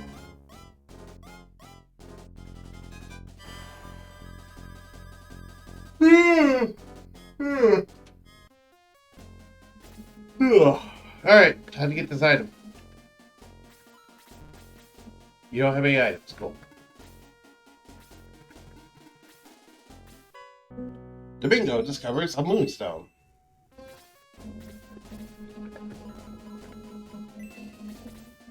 Cool, now you just have a moonstone.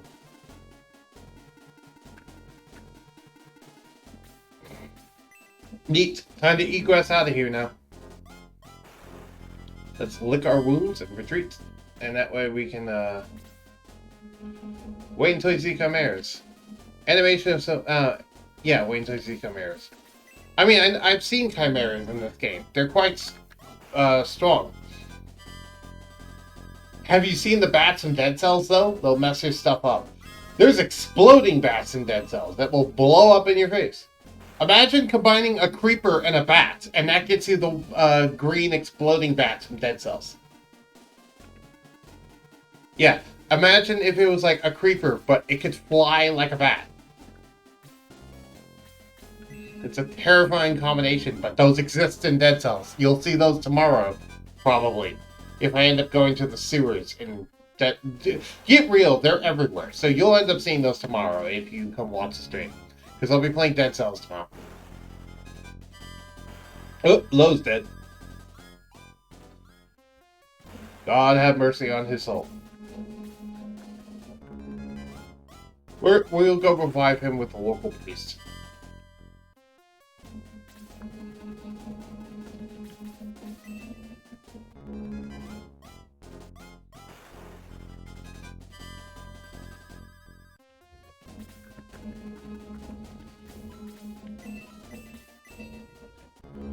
Oh, look, a cute squirrel. Boom! Thus the smart and handsome narrator died.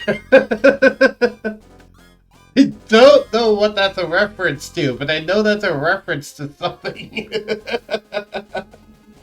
I remember that from somewhere. I don't remember where, though.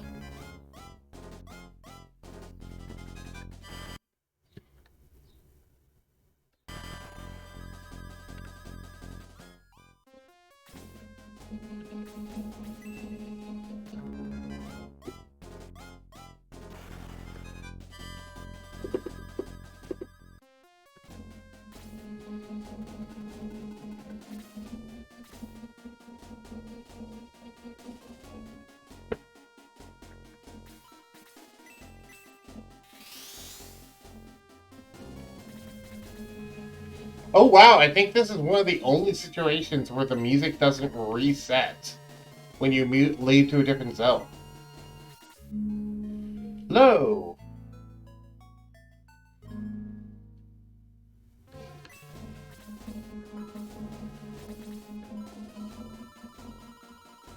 Is anyone level 20 yet? No.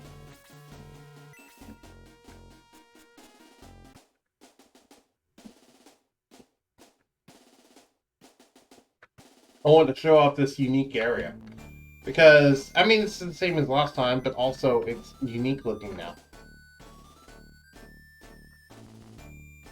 It has anchors and stuff. You rarely ever get to see this area just because most people don't usually go down here when you're in the boat. But yeah, the boat has its own unique one, which I find kind of cool. I also like how they always roll out the red carpet for everyone to stand on over here. That's just kind of a funny detail. What's your advice for me, by the way, Nova? You must protect against attacks from both air and sea. Don't forget. Anything else? No. If that is all, then go now, for the hordes of Runefists are still on the attack.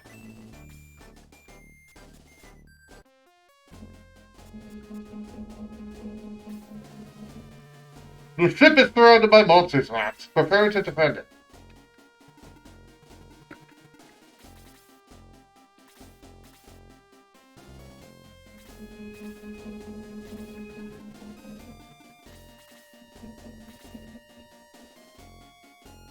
I'll read that in a hot second.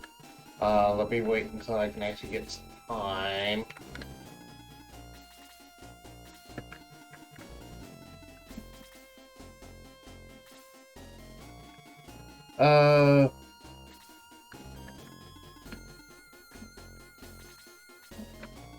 Wait until actually like a battle starts. That way I can start reading things. Because while it's just movement going on, I need to be paying attention so I can actually, you know, not waste people's time.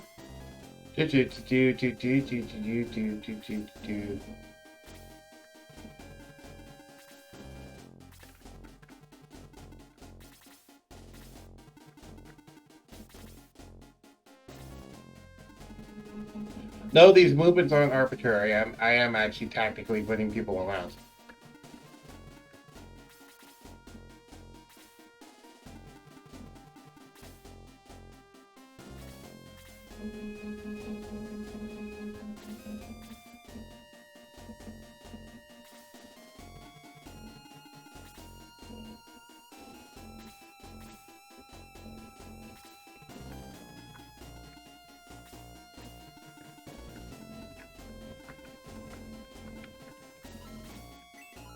Okay.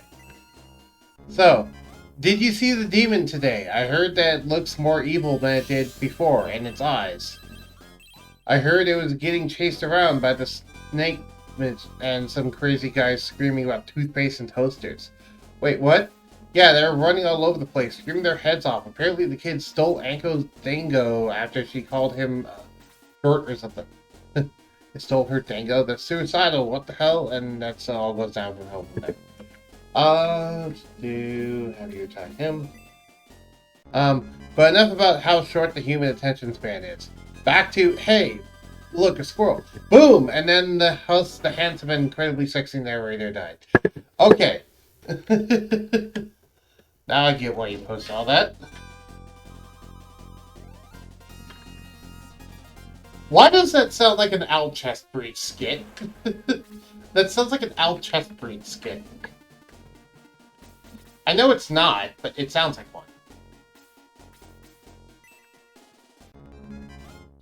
For those who have never watched it, we'll check out Al Chestbreach. He's actually a fun streamer. He streams Fallout every Friday and stuff every Saturday. I got it from a Naruto fanfic. Oh, interesting.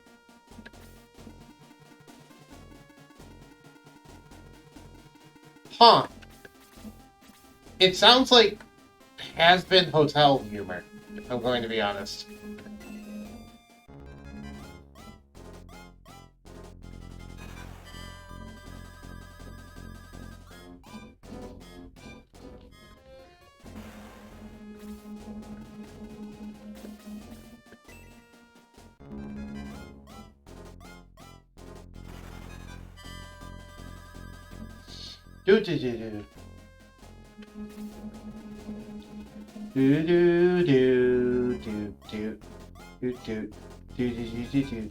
But yeah, this this fight is cool just because the whole ship fight, and you know we actually get a unique place, and there's also unique battle music finally. So you're not listening to the same thing over and over and over and over again. Granted, the in-fight music is still the same. I wish that music changed on occasion, but the overworld music at least is different.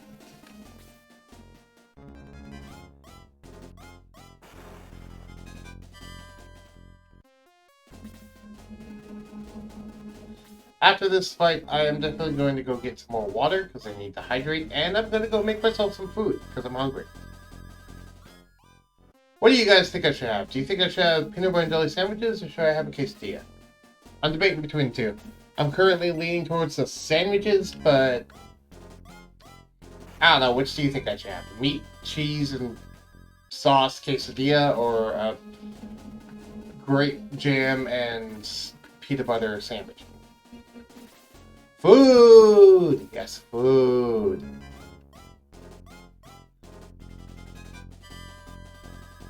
I know it's a weird as heck question to ask, but I don't got much to talk about anyway, so I might as well just ask Twitch chat which they think I should get.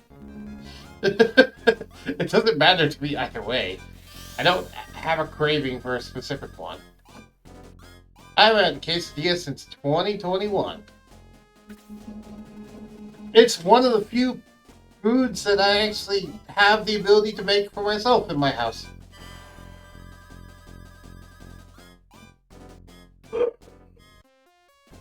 Oh, stretching. Oh. What's a case? Sorry, it's pronounced quesadilla. I'm pretty sure I posted a picture of one on the server before. Sort of. If you go to Food Channel, yeah. If you go to Food Channel, I posted back in like 312 and then 324.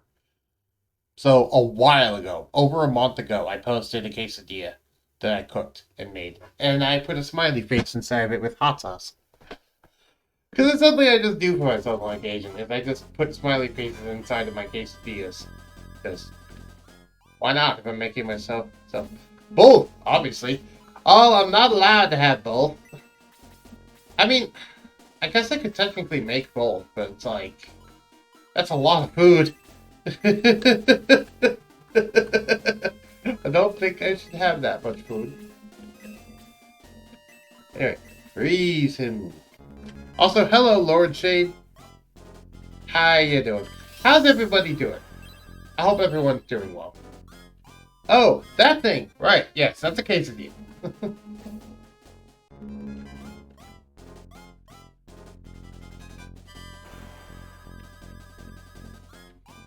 Also, in case you forgot, Surtur, I am in voice channel text, so...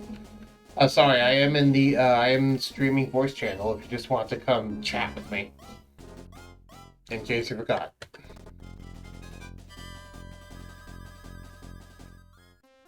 Because I know last time you forgot.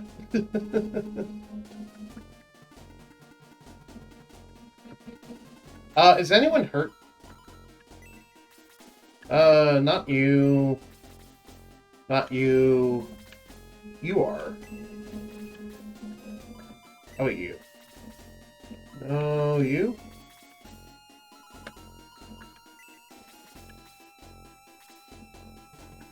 Okay, well, you're gonna have to heal Max then.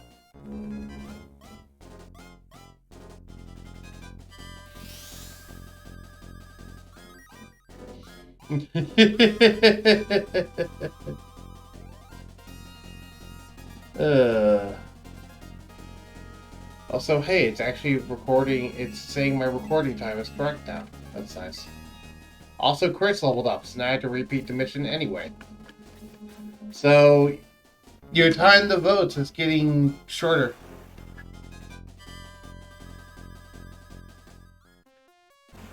Once Max gets a turn. Ah, Max got a turn.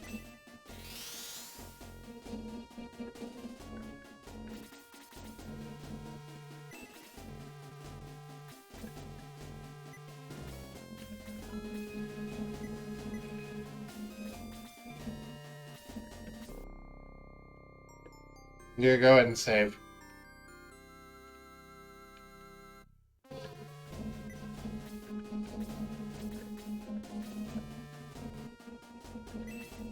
Quick save.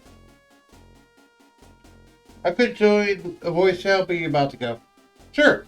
Um, you could join and keep them company if you want to. I don't know. Yeah, but I'm gonna go out to lunch. I'll be back. I might as well leave the background music with you. Let's go ahead and head out. Pop.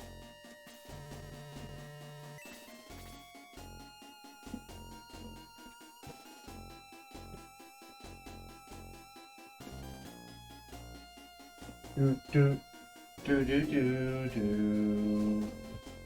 Do do do do. Do do do. Okay, I'm not leaving.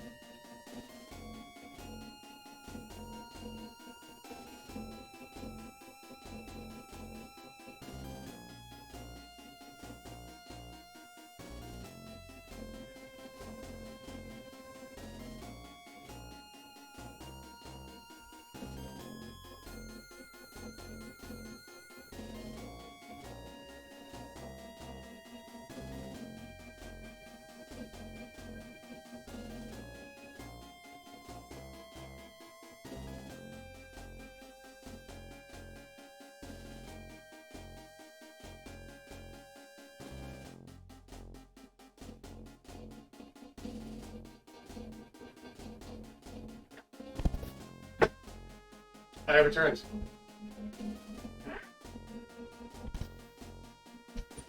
I'm not sure if you heard that, but I kicked open my door.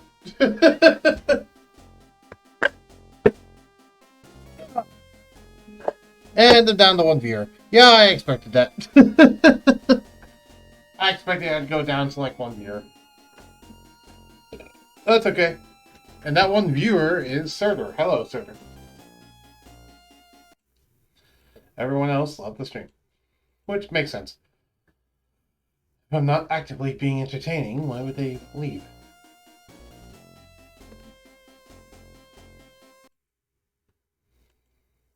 Alright.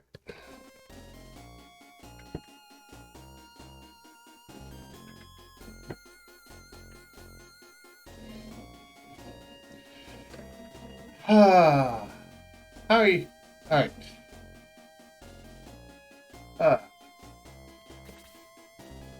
So yeah, let's actually do this mission this time. I wonder how long it'll take for some to level up. I just have my quesadilla sitting next to me cooling off.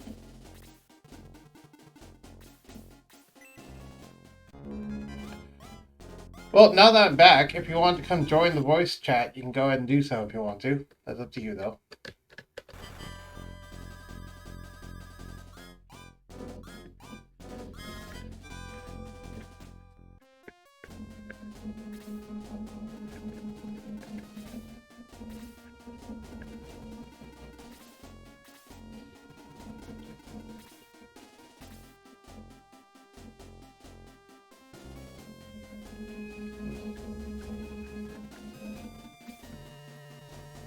No, I don't want to retreat from the battle. I want to go over here.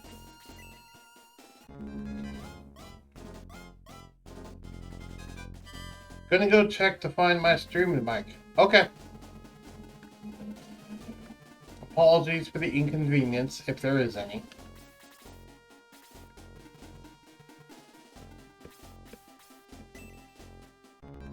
Because, yeah, it sounds fun just hang out together for a while.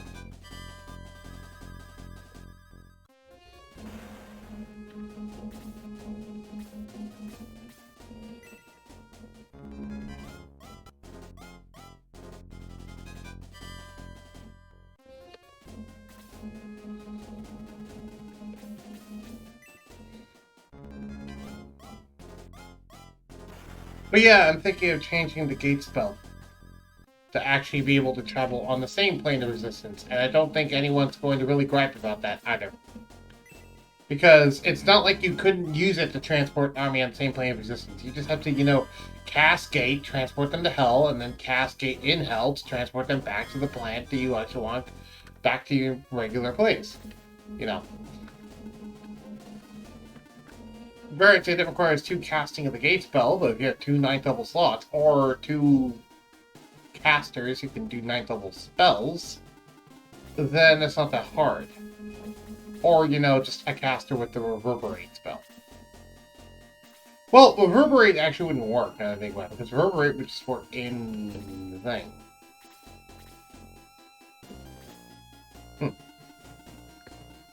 Either way.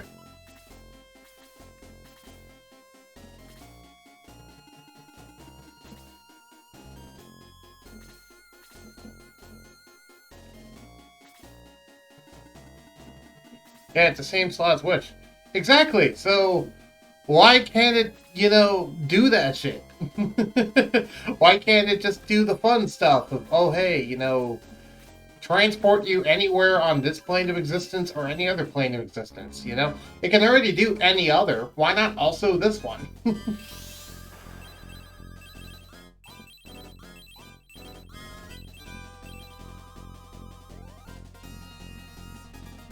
Seems silly to me.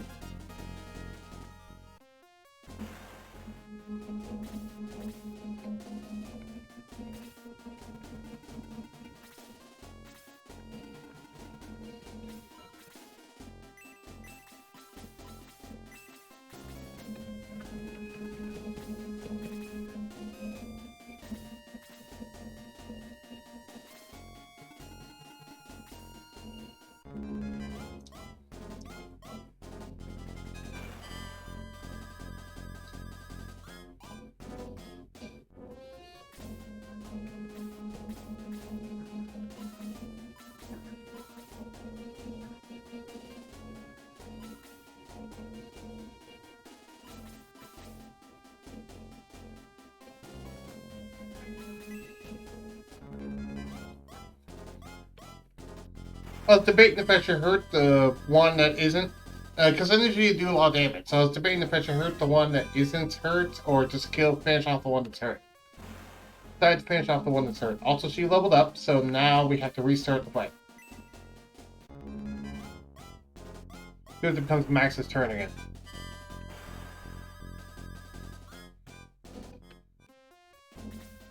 Any luck finding that streaming mic, by the way?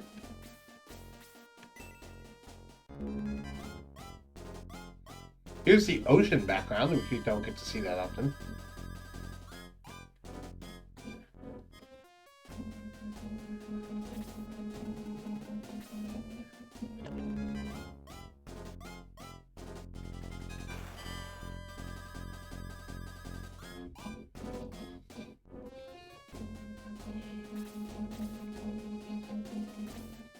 Just came back with the mic, yes. Okay, cool.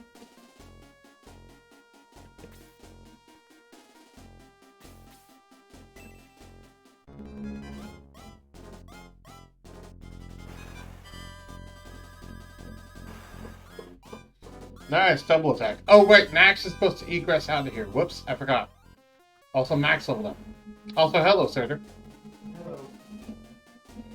Alright, I should probably mute this screen so I don't hear you twice. There it is. It's funny, I heard our mics through your mic. Because I heard the stream through your mic. Oh. That's fun. So this is running at smooth 60. I can already hear my computer starting to gripe. Okay, never mind. My computer's starting to gripe just by me thinking of that idea. I was going to, like, try and stream it. I'll be like, oh, hey, that way you can still get the game audio, but... One, it's samey anyway, and two, my computer was like, no, don't even try it. I should stream it. Computer fan starts running higher. Yeah. I think the computer is trying to tell me something. Right.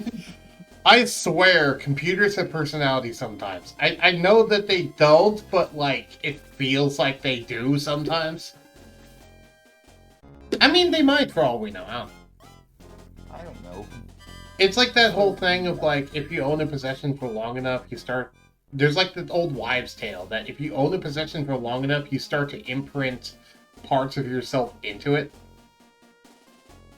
Ah, okay. Yeah. It's an old, like, tale from back in the distant past, but, yeah, it's interesting.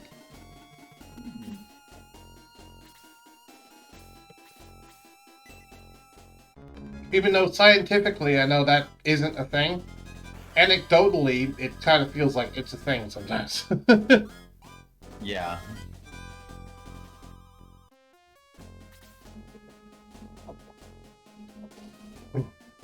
I had to clarify that because I know some people say, oh, blah, blah, blah, you know, it can't be proven, blah, blah, blah. And I'm like, well, yeah, I know. I'm fully readily admitting that scientifically that makes no sense, but... Yeah, I mean... I think I should stop myself from saying that part.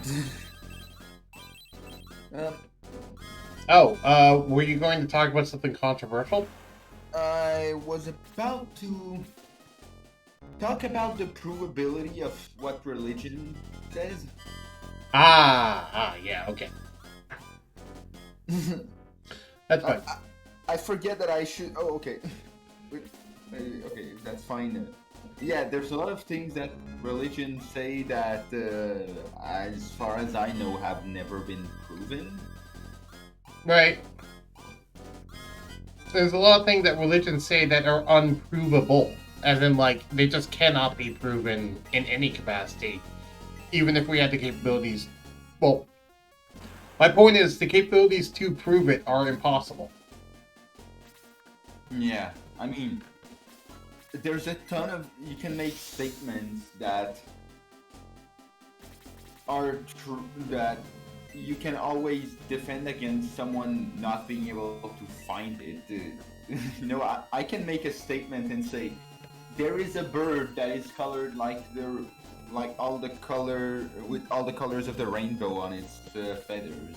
It looks like a rainbow when it flies, and Right. you can technically prove that I am wrong because whenever someone says that they have not that they looked around and they didn't see it, I can always respond with something like, "Oh hey, well maybe the bird was in another place when you went there. Maybe it flew away when you were asleep. Maybe it, you know."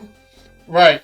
Or it's like, oh, if we want to tie it back to religion, you'd be like, oh, God exists and he's always watching over us. It's like, okay, but where is he? He's like, he exists. Yes. How do we prove he exists? You don't have to. He just exists. Okay. Okay, then I will make my own dumb statement. God's body is that of a horse. He just is. You can't. I don't have to prove it. God is a unicorn, an animal that does not exist on Earth. Right? If we go by that same logic, shut up, I'm right, basically. Effectively, yeah. I have divine backing proving my thing. Which, that actually comes down to a lot of the stuff of how little we actually know about history. That goes into that problem, because a lot of those religions were made in the distant past. And so, they may or may not have actually been based on real historical events. We have no idea, because we don't have the ability to check. Really. I mean, we have, archival, records and, fossils and stuff, but that can only get us so far. Who knows? Maybe if history was poorly recorded, maybe the French Revolution could have led to the creation of a religion. Right? Who knows? For example, I know that they found what they think to be the body. I know that they found what they think to be the skeleton of Jesus. Historically, that they've proven that he exists. But they haven't proven whether or not he was miraculous or not, or any of the stuff, or if he was just a normal carpenter. Yeah, we have found this body, which is tied to a guy named Jesus that was apparently born there. Okay, doesn't prove anything else. It doesn't prove that it is this Jesus. There could have been more Jesuses than one.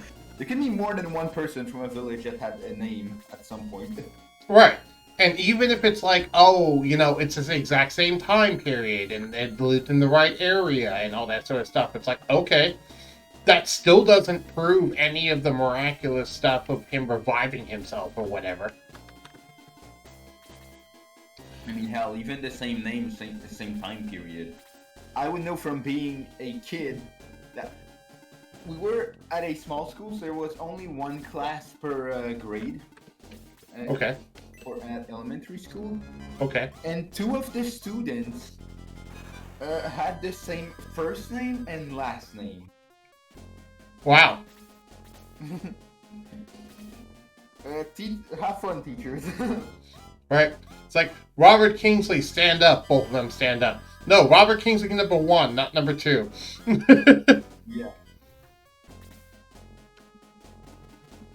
Well, it's just like the running joke on my dad's side of the family is that there's way too many people named Michael. There's 12 people on his side of the family, all with the first name Michael. And keep in mind, it's family, so a lot of them share the same last name, too. Oh, yeah, right. So, yeah. It's like, they started naming each other. It's like, oh, hey, one's named Michael, one's named Mikey, one's named, Mike, one's named Mr. Ed. Just to differentiate who it is. Or Big Mike, or Small Mike, or Tiny Mike, or Lazy Mike. Just to try and differentiate who's who. And that's true, by the way. You can ask my dad, he would tell you about that. But, again, going back to what we're talking about, you guys at home have no way to prove that I'm correct about that. I could be lying. I could not be. You don't know. Yeah. I mean, I could prove it. But the point is, it ties into what we're talking about. But yeah, no, that stuff's very interesting. What led me to talking about religion now? I forgot. We were talking about religion because we were talking about... what was I talking about? Because I remember I was talking about something, and then you said, oh, never mind, I don't want to say something controversial. And then I was like, no, it's fine. In this case. I don't know what I was referring to. Oh, I was talking about the whole imprinting a piece of yourself onto physical objects that you own for a long time. Oh, yeah. I mean, that couldn't be proven scientifically. Yeah, it can't be proven scientifically, but anecdotally, it makes sense to me. Yeah, but yeah. I feel it. I don't know if it's the same for you, but I genuinely feel that trying to prove that God does not exist, for example, would be frowned upon way more than trying to prove that this thing that we just talked about and prayed and putting a part of yourself into possession is not a thing that happens. Right. Depends on who you ask, but yeah. Yeah. I think, I said it to you a couple of times before, but I don't think I ever said it on stream. But, yeah, I always find it weird that religion seems to have this kind of special place where, oh, hey, we can't prove it more than any other dumb thing that we said, but, you shouldn't act badly on this. Even sometimes, like, you're going to have someone who doesn't take meat because of that doesn't take this meat that you're serving at a restaurant because of their religion, and you're going to have a vegetarian, and they will both ask you to remove the meat, and somehow if you say no to the religious person, it's going to be seen as worse than if you say no to the person that became a vegetarian, and I don't get why. Right. Basically, from what I understand, it's because religion, not only does it have the whole divine authority thing behind it, but also it's quote-unquote based on historical events. It actually has like a very long time tradition built up for it. Whereas vegetarianism is, quote, a modern fad, as some people call it. Okay, this is going to sound really bad for 2 seconds, so I'm going, but I'm going to say, I mean, racism also has a lot of traces throughout history. Doesn't mean we should continue doing it. Fair. I mean, that's a hot take, but that's a fair point. It's like, what's that one line? You're way out of line, but you're right. I don't know where that comes from. I believe it's come from a cop show with like a police officer. You're way out of line, but you're right. That sounds like me 75% of the time. Right? Like, why are you booing me? I'm right. Yes. Yeah, I mean, what's the worst thing that's going to happen? I become demonetized? I'm not making money on these anyway yet.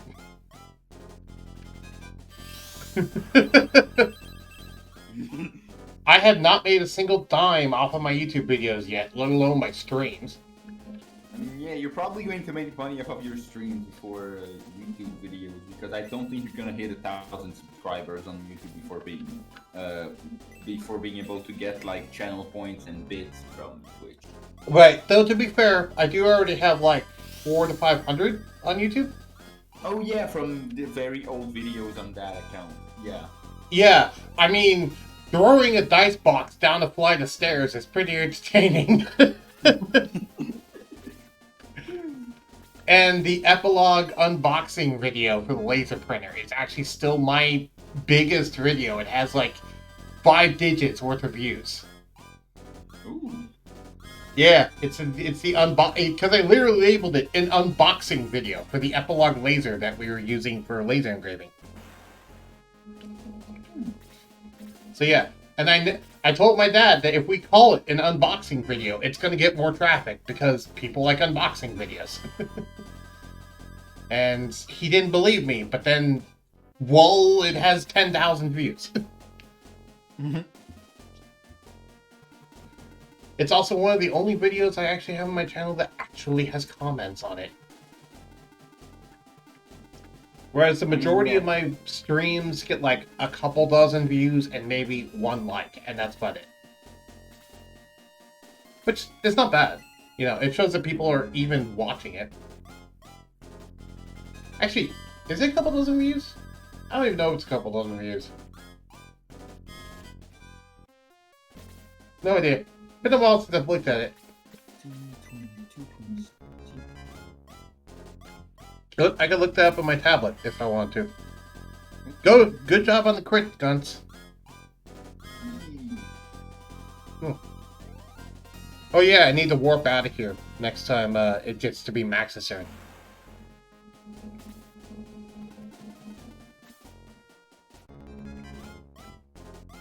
Man, I love this song. There's one specific YouTube video, and I won't play it right now. Sorry, not YouTube video, but there's one specific song, and I won't play it right now.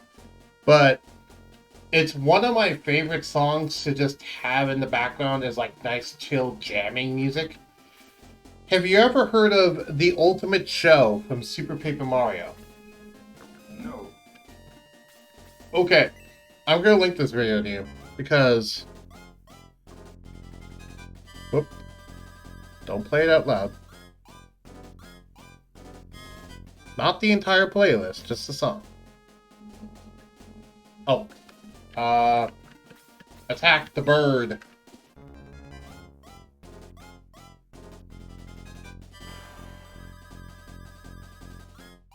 Does the amount of experience points change based on your level? The amount of experience points that you gain from battle changes on your level relative to the enemy level. However, the amount that you need to level up does not. Oh, okay. You always need 100 experience to level up. It's just at a certain point you start only getting 1 experience point as you get high enough. Is there a point where people can literally get 0? Yes.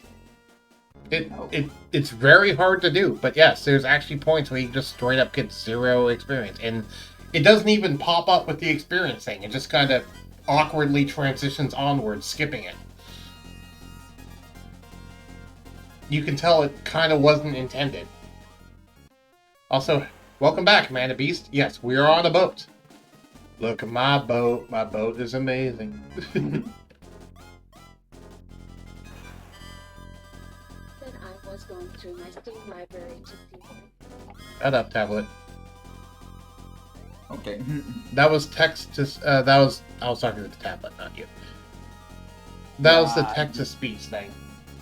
I thought it was text to speech from you because it happened a lot of times before with you, but I don't think it ever happened while you were streaming, or if it did, it's been a while since it happened. It never happened while I was streaming, and you were also in the chat. It's happened before while streaming, but you weren't in the chat during the time. Okay. So it's basically, I'm saying it's only happened on live streams you haven't seen.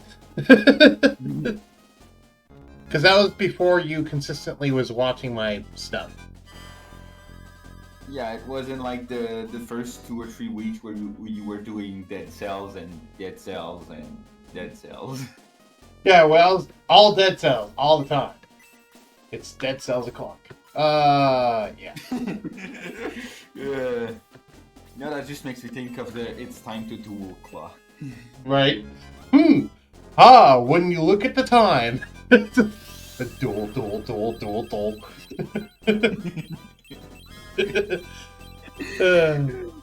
Had to help someone plug in a computer to a wall. Okay. Yeah, if you don't know, Heavy Mana Beast does tech support. Yep. We all start somewhere. Indeed. Zerder's one of my most consistent viewers, but that's also because he's a buddy I've known for a long time. I'm not going to say the number, because I know it's a joke that I say the number all the time. Yes.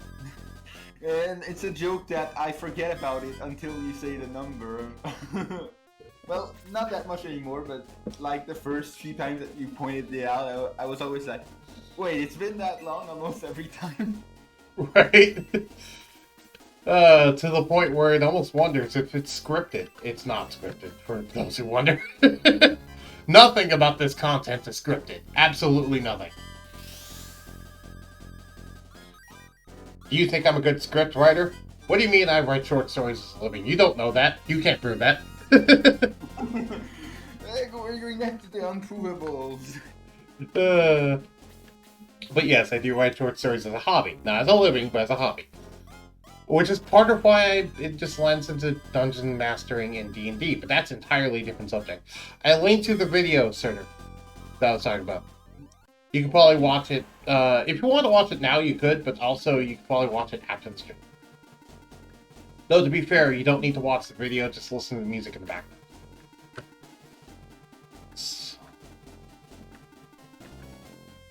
Oh! Fox Warrior DN me.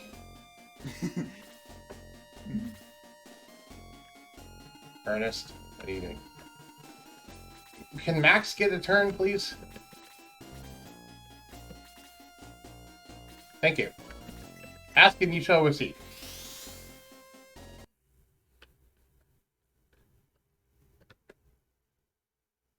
A bit loud. Alright, my left arrow doesn't work. Oh. Alright, but I'm also changing your volume. So.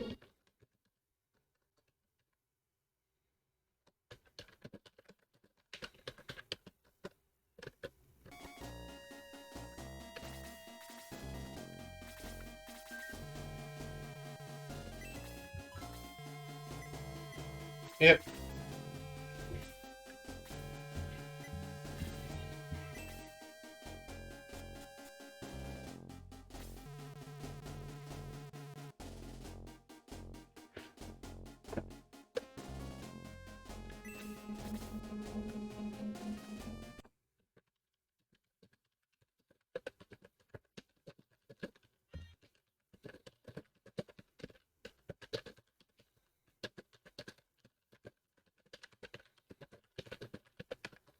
Apologies, I had to respond to something that Fox Warrior DM'd me about. Yeah, he DM'd me a question about D&D. He's trying to make a potion that can turn someone into a dragon for an hour. And I'm like, I don't know what... there's no such thing that exists normally. Seems pretty broken.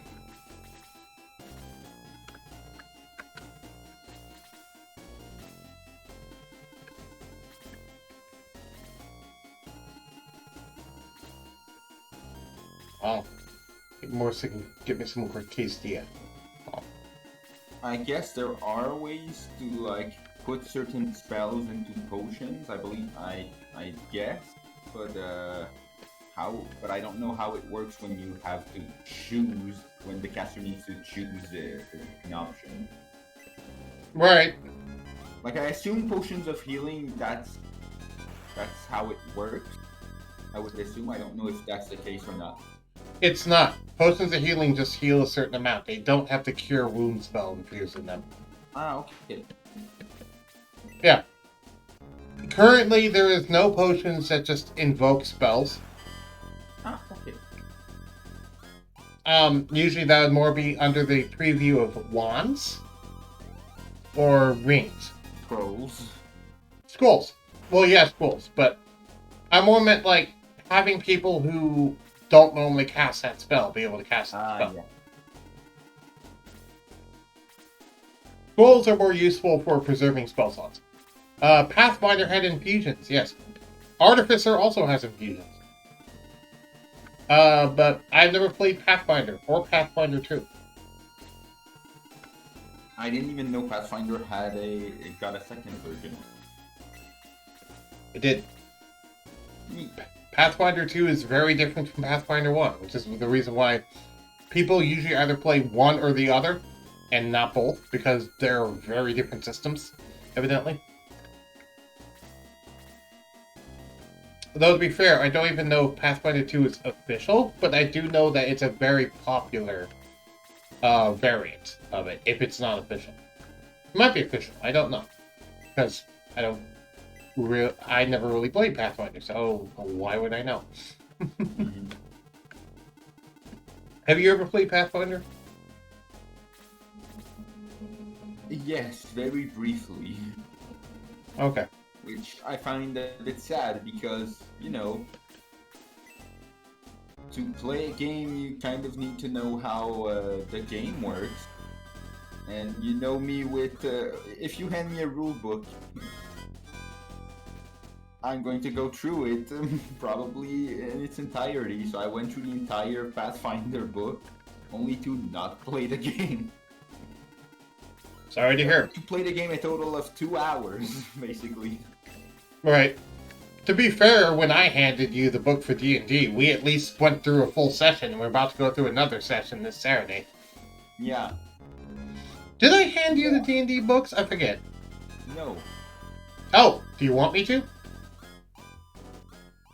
It's fine. I'll try to avoid doing that because I know from Pathfinder it takes an eternity to go through the books.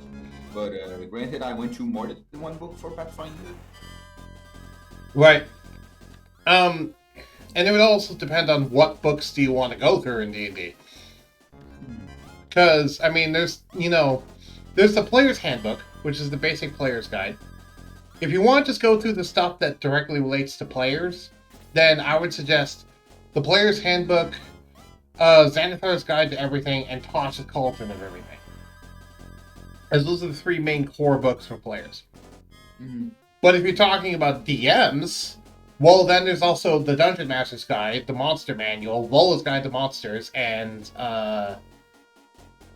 another one that I forget the name of.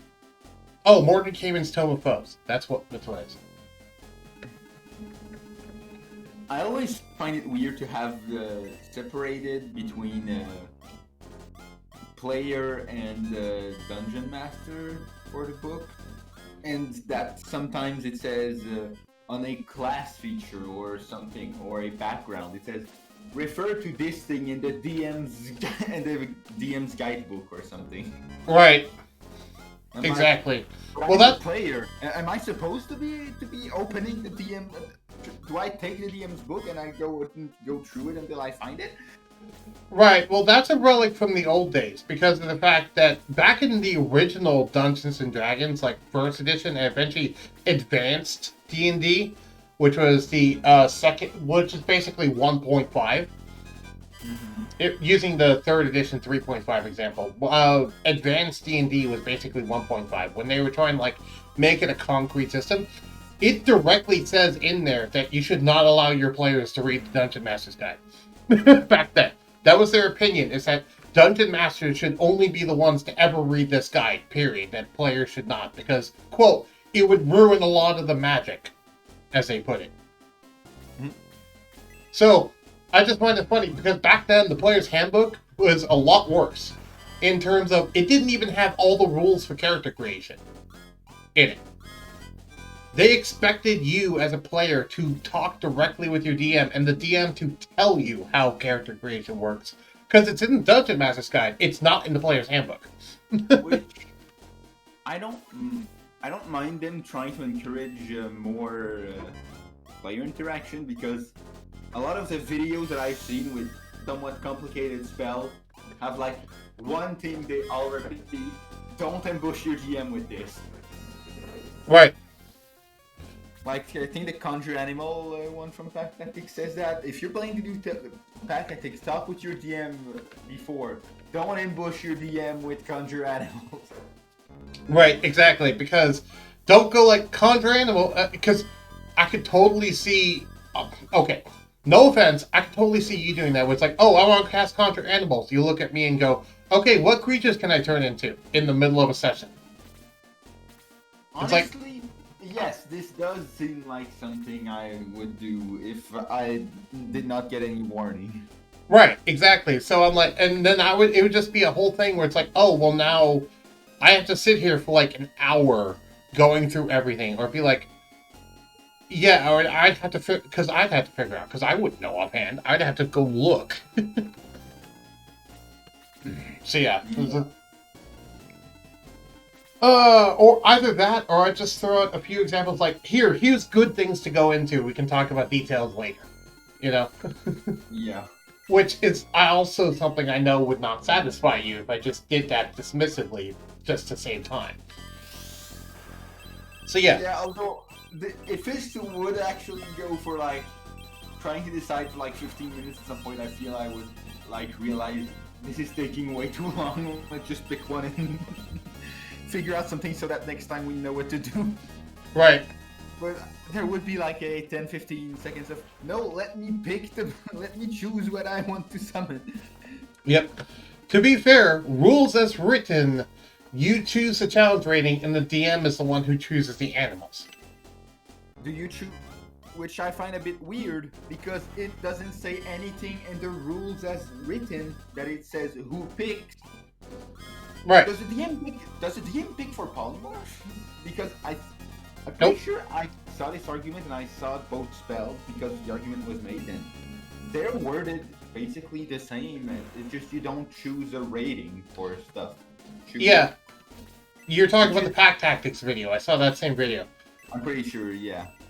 Yeah, I just brought that up because of the fact of, technically, as a DM, if you sprung it on me, I could say, okay, you summon, 8 bats, and you couldn't tell me no just because of the fact of, you sprung this on me, and I just want to pick something I could remember off the top of my head. Instead of what you actually wanted to summon, which is probably like 8 Velociraptors. But yeah, Conjure Animals rule is weird. Either Conjure Animal or Polymorph rule is weird. Right. So, as they're intended. I don't know which one is the weirder. I don't know which one is the one that goes contrary to everything else. But Yeah, and here's the weird thing. That distinction only seems to be there for conjuring spells, and doesn't seem to be there for things like polymorph. So it's like an entire group of spells have this ruling, but an entire group of spells has the other ruling. But it's not like there's more than one than the other. There's usually like even so. It's like the same situations being ruled differently, consistently, which is weird. yeah, usually. You know me well enough to, but yeah, usually I just want one way to rule things. And I think it's the case for a lot of people because then you always get to edge cases afterwards when you start getting more than one way to rule things. Right, exactly. Which is why I more just say, no, you just get to pick the creatures that you want to summon. Yeah. You pick the CR, then you pick the creatures. Because to me, if they don't specify, then I take that as, oh, it's up to me as to who does it. Mm-hmm. Which, to be fair, that's how it usually is in D&D. What were you saying? Oh, go ahead. I was saying, what were you going to say? Oh. Yeah, it refers to another game, but basically, yeah. Anytime there's a ruling, you want it to be the most consistent, which is why someone that I want sometimes that does a lot of nuzlocking ended up just going with, because of all the weird exceptions people make for, oh hey, where can it go? And he just says, I do Dupe's Clause, and when determining where is the egg encountered, where is this encountered, where is this encountered, I just go to the Pokemon, I see where the game says it's met, and that's my encounter for this area. Interesting. I played a weird class. It was a fighter alchemist hybrid. Interesting. So, in D&D 5e terms, that would be a combination between... That would be a fighter, but with the artificer alchemist subclass instead. So, an alchemist fighter using the artificer subclass on a fighter. That's interesting. Which, to be fair, I've allowed stupid things like that before. Did you know that, Sarter? Nope. I mean, it seems like it would be a multi-class, but Right. But, I mean, because I've allowed stupid things like, oh, hey, you can be a circle of... it's like, oh, hey, someone asked me if they could use the Circle of Twilight subclass from Druid and just make it a wizard subclass that they could take. And I read the stuff, and I was fine with it. Currently, one of the players in the campaign is a wizard whose subclass is actually a druid subclass.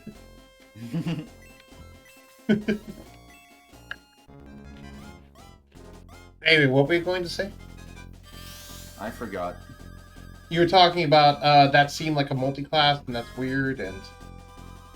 No, it was just basically that I didn't see what was so special about it, but now that you've said that he took a subclass from another class, now it makes sense why it was worthy of note. Mm-hmm. Because it's specifically not multi-classing, it's just taking a subclass that exists and shoving it somewhere else. Mm-hmm. And the only reason why I allowed it was because I looked at everything here and I'm like, nothing here specifically relates to a druid feature anyway, so it wouldn't seem out of place on a wizard. Because unlike most druid subclasses, it didn't interact with wild shape at all. Oh. Yeah. He just wanted it because he wanted to use its one feature to add bonus damage on magic missile, and I'm like, sure, go ahead.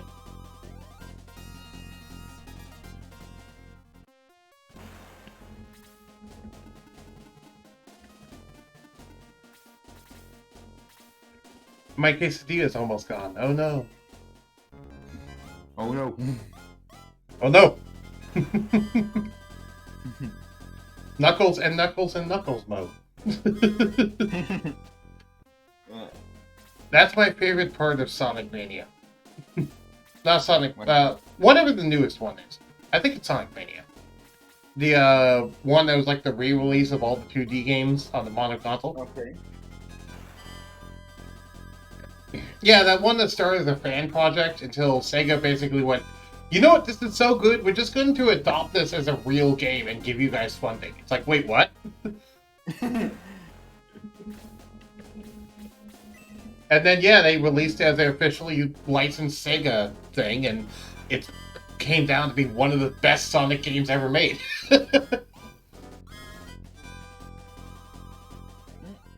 Which is saying something, considering the fact that most Sonic games, as of recent, are pretty bad, and that's saying one of the best ones ever made, including some of their early ones, and their early ones are some of the best ones. I don't know which ones are the best. I assume the first one isn't that high up the list. It's not. It's more Sonic 2, Sonic 3 and Knuckles, and Sonic CD. Okay. Not played, not played, and not played. Yeah.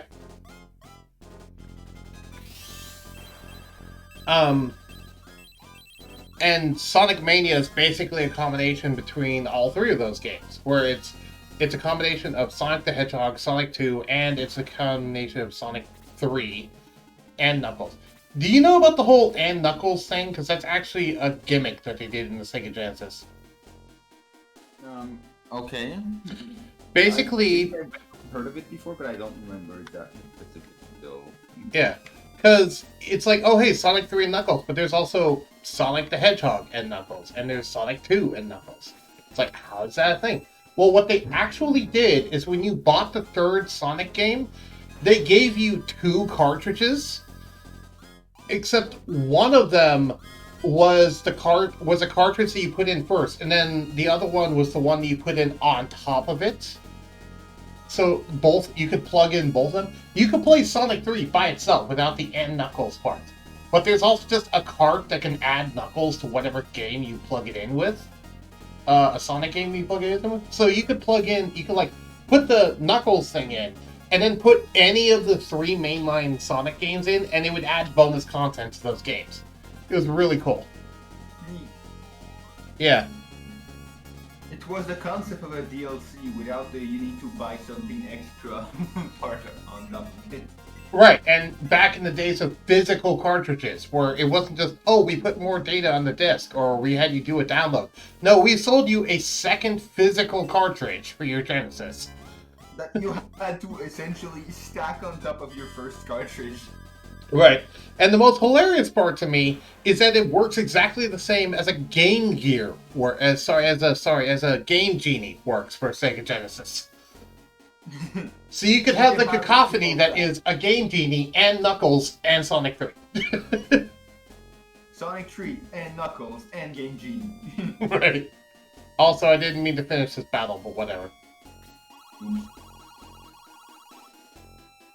Thank you for destroying those monsters. My name is Shell of World. I do not do female voices well. I apologize.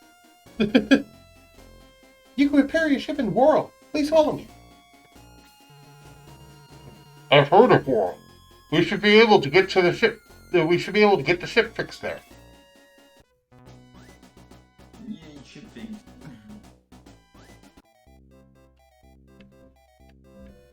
You need to see the Sega mech. Yep.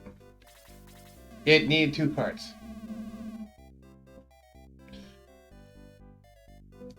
It will take some time to repair the ship.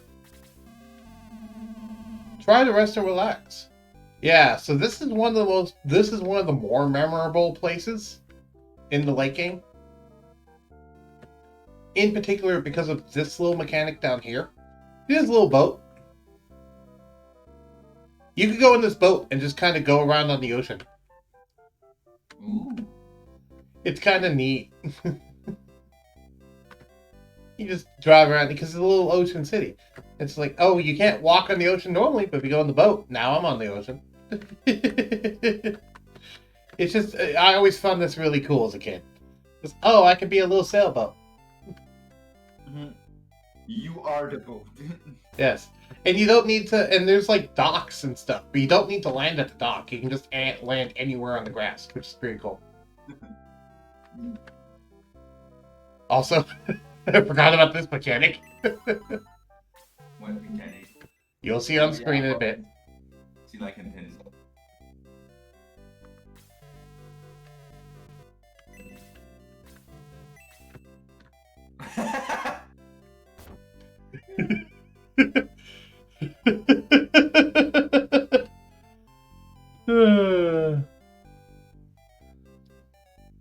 Yeah, the Genesis is attached to the 32 axis. Sega CD stacking Sonic and Knuckles. Ah, okay. I forgot about Sega CD. Yeah, Sega CD could also stack with it too.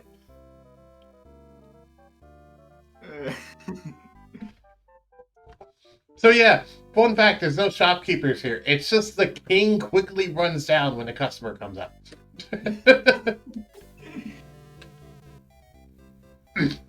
Well, there's no law that says a king can't own a shop. Can I help you? You're the one that writes the laws, dude, so of course there's no law that says you can't own a shop.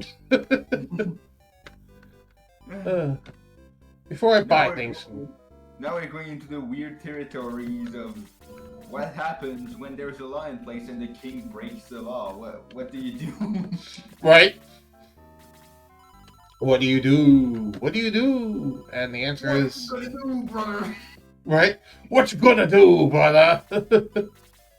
What you gonna do when they come for you? Shower of Cure. This is a brand new item.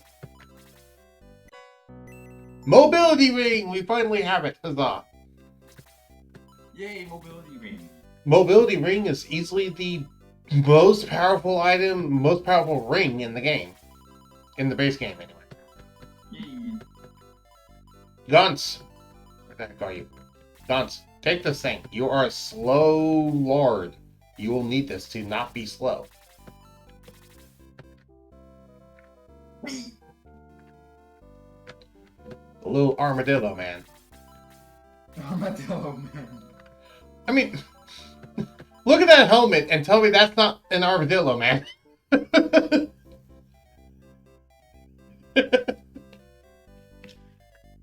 Oh, I'll wait for the stream to catch up. Yeah. I don't know if that's what he actually looks like or if that's just what the armor looks like, but either way, that's straight up an armadillo. No, don't talk to the chest. I don't want to talk to the chest. I want to search it.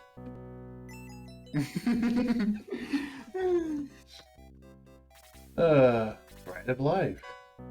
Defense potion. Max, chug that stuff.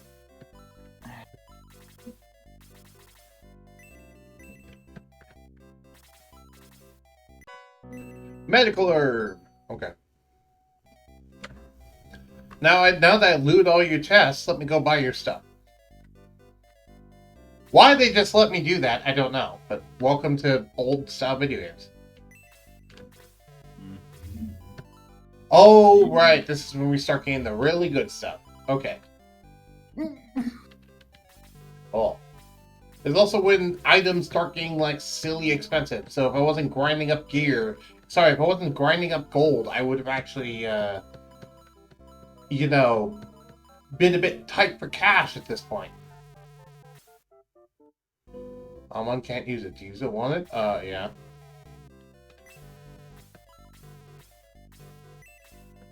Talks to the chest, and it replies. Wait, what? Is it a mimic?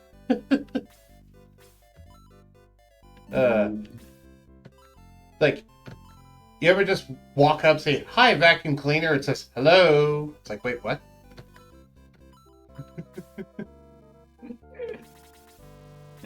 Hello, vacuum cleaner. Hello. No, and asked if movie was the parking meter. Yeah, parking meter. That's what it was. I was trying to think of it.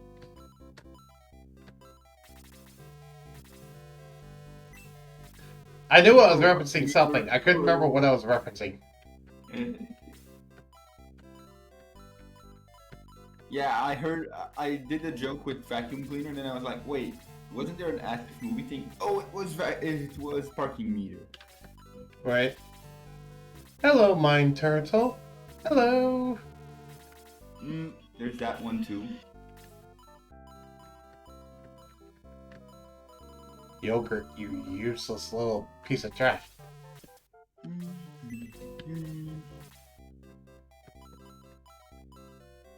Oh, right, that's why I want to do that. Apologies, it's just going to be a bunch of buying items for the sake of buying items. Don't mind me. We're also at the point in the game where if you don't have your units promoted yet, then they just straight up cannot use some of this gear. Which, a lot of my units are just not promoted, so I think it's worth promote some of my units. What do you say? I think I'm going to do this. I thought you talked about needing to be level 20 to promote them. I don't need to be level 20 to promote them. I could be at least level 10 to promote them. I just wanted to wait until level 20.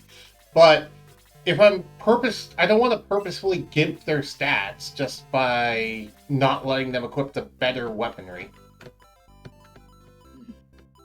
I don't know. Yeah. Do you think I should wait all the way for level 20? Or... is it going to do something at all? Promoting wise, it's basically the only two things it does is number one, it lowers their maximum potential, and number two, whenever you promote a unit, all of its stats are reduced to only 80% of what they were pre-promote.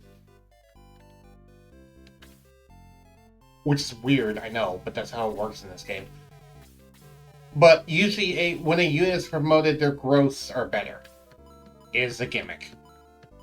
Okay, so what's the thing about maximum potential then? Maximum potential is, if you get them to level 20, that will be the maximum cap that they can get to unpromoted. Oh, okay, so when you if you promote them before level 20, you're giving up on a few level up stats, basically. Basically, yeah. But since I'm not planning on maxing out my level anyway, I just realized, why do I care about that? Mm-hmm. If I saw that, I would do this. Hold on, what? Oh yeah, the Sega Master System also attached. Talks to the chest to replace. If I saw that, I would do this. Nah. Okay. I don't know what you're referring to, Mana Beast of if I saw that, I would do this. The chest that replies, I guess. Maybe. I don't know. Either way. That's it, Yugioh.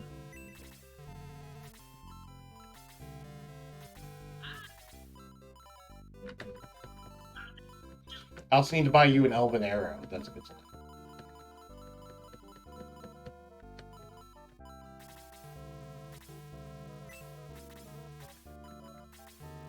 Mm.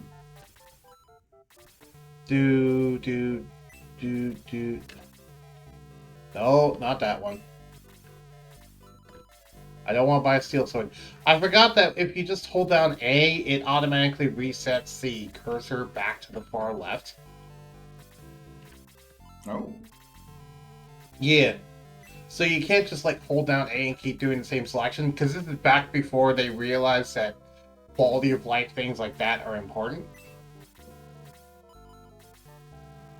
Mm. If I saw a sign talk back, I would scream. Okay. Yeah. Makes sense to me. Talking about that makes me want to play Attack of the Saiyans again. I haven't played that game since I was a teenager. Right. I've seen other people play it since then, but I haven't played it myself since then. Because I lost the cartridge, both of them. Sorry to hear. Also, yeah, as you can see, our money was at like 40,000 before I started buying. It's now at 11,000. And that's to buy everyone a full kit of stuff. So that gives you an idea of like how, if you were actually not grinding and weren't building up a ton of money, how that you would have not been able to buy everything. Yep. What? Hello, Max. Remember me? Vulcan? The water's great, as long as you don't get eaten. Do you know there's an enormous building under this island? It's amazing. Why did you come out of the water to talk to me just because I stood on a giant fish?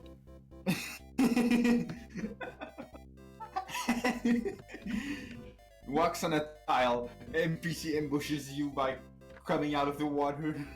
He rose out of the water like he was freaking Jesus. It's like, I'm sorry, Bokan. I'm sorry, Bokan. I didn't realize you were the Messiah. What is Mako Tsunami doing here? Mako Tsunami. Oh, God. What the heck am I doing? I went far for that one. Yeah. Also, oh, I'm looking for the priest. Where the heck is the priest? There's always a priest in town. Where's the priest? I hope there's one at least. Yeah, I'd hope so. Oh, hi, it's a sign. Hello, sign. Hello. Island Hotel, now open. Evidently it says Island Hotel, now open. Can I stay at the hotel? Welcome to Island Hotel. No, money is not necessary. Please make yourself home. Oh wow, it's a free hotel. That's cool. Can I sleep? No.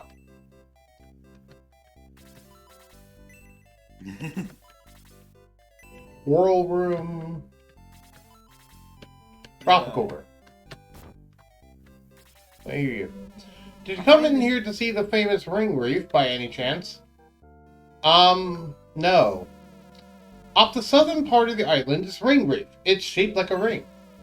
Now there's a hole in it, and water is pouring in, and the current is very strong.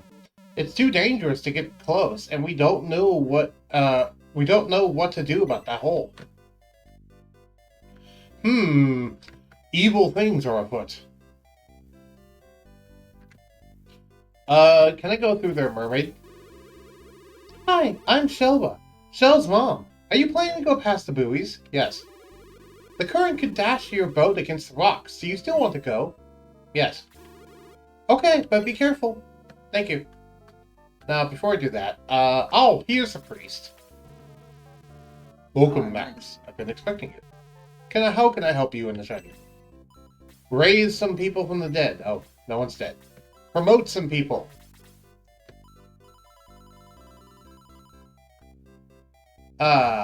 So. Now, this is going to look silly. And I mentioned this. Because the moment the promotion happens, suddenly my character's sprite is going to change.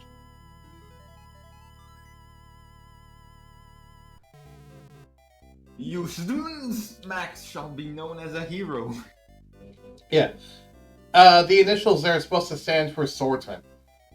Yeah, it's always funny when it's always weird when they always go by like 3 or 4 letter commands because save some space, I guess. They do that because this game is translated from Japanese, and that's how many characters it took to say the full word in Japanese. Oh yeah, yeah. So they're like, well, instead of expanding it and changing a lot of the code of the game, we're just going to make it an abbreviation. Yeah, which is why my dad was really confused when he tried replaying Phantasy Star, the first one. And he was like, I don't know what these do. There's only 3-letter words and they're not words. Right. He hadn't played in like 20... hadn't played in like 25 years. Right. And that's not even So- accounting for when the game just straight up lies to you. Yeah. Now, may it shall be known as a Pilden. Right? I'm trying to say them as they're written. You're going to see that one a lot, because I got a lot of paladins to promote.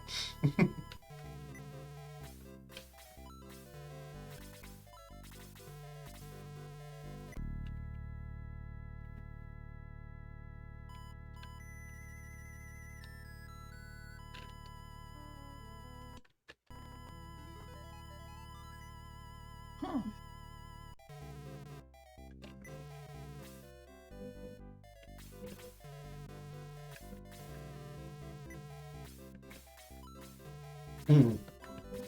Bankar. I just found a Dokkan team I never heard before. Oh, cool.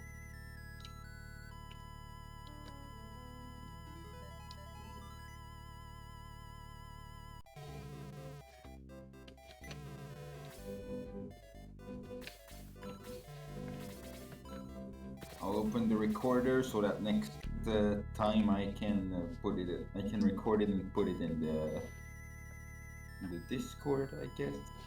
That works. Mm.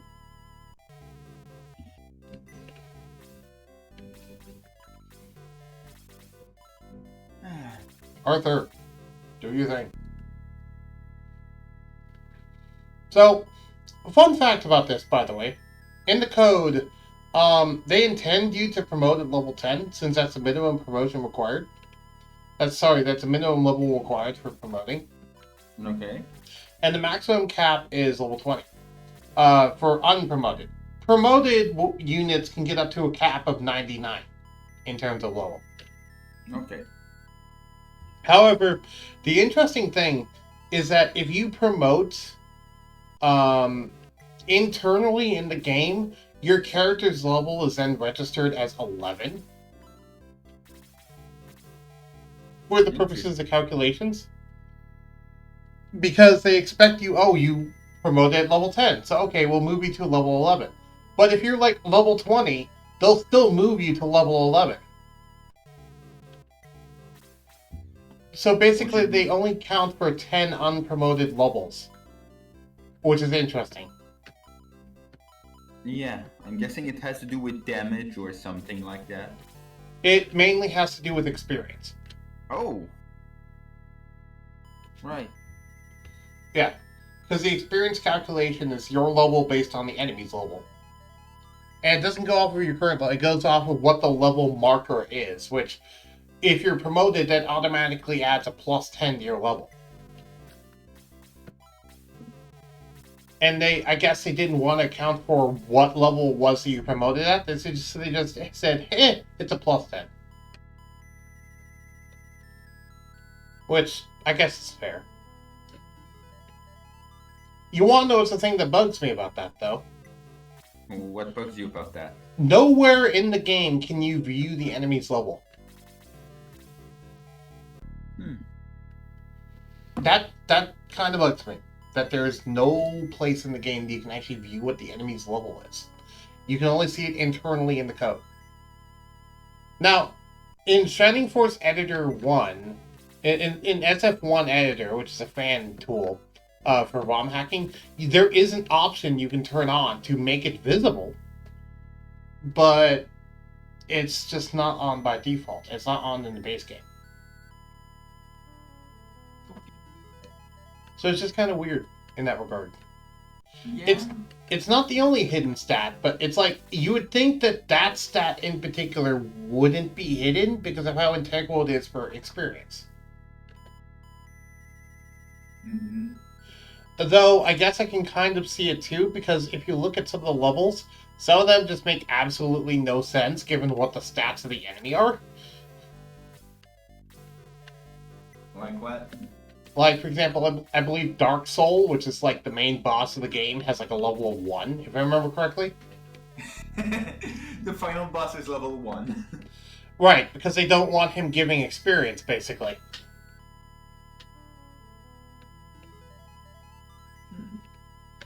Yeah, I don't know why.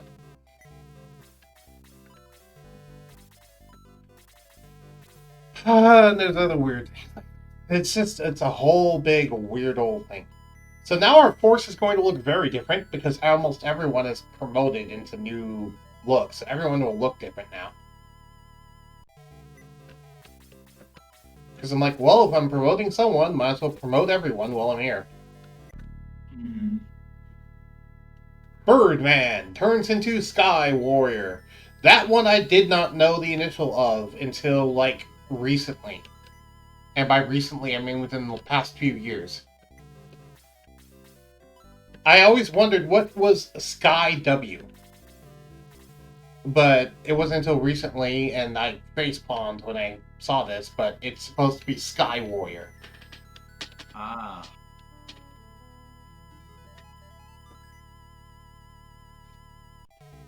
I guess they couldn't figure out a way to abbreviate Sky down to 2 letters. Yeah. Yeah. SK. Now, here's one. Do you have any idea what this stands for?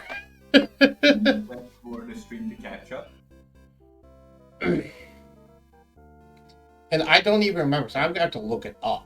White Knight. No, Sky L. Sky L, you mean, probably. Right. Sky Lancer, maybe? Let me look it up. Shining Force.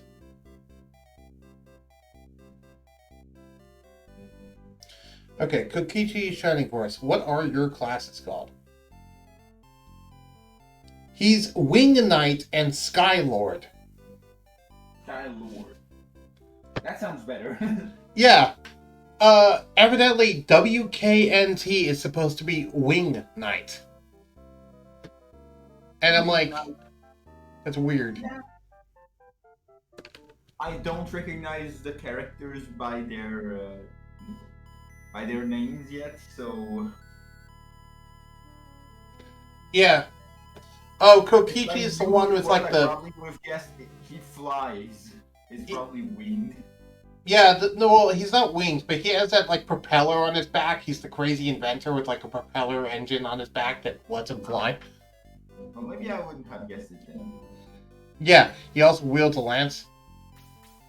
Does he have wings? I think he might have wings. I don't remember, but he doesn't have natural wings. I think they're just attached. Here's what his profile picture looks like, though. This is his profile on Tinder. No. Anyway. Okay. Here's another one that I didn't actually know for a long time. I knew Werewolf was the first one, but I couldn't figure out what the second one is. And evidently it's Wolfbane. Wouldn't have guessed that. Me neither. I only knew because Grocheck told me on freaking in the stream. I was like, I never knew what the name was, and he said it's Wolfbane. I'm like, what? I looked up on the wiki, and yeah, sure enough. Sorry, it says Wolf Baron. My bad. It's Wolf Baron. Mm-hmm. I don't know what there's a reference to, but okay. I don't know what's a Baron. I don't remember what a Baron Oh, and since we're here, we might as well do the joke of promoting Jogurt from a yogurt into a yogurt. Which you can do that infinitely, by the way. Because everything about freaking Jogurt is a meme. Yeah. I swear, if the internet was bigger, he would have been one of the early memes of the internet, just because he is a walking meme. He is the Senator Armstrong of this game in terms of meme potential. Okay. Not in terms of attitude, but in terms of meme potential.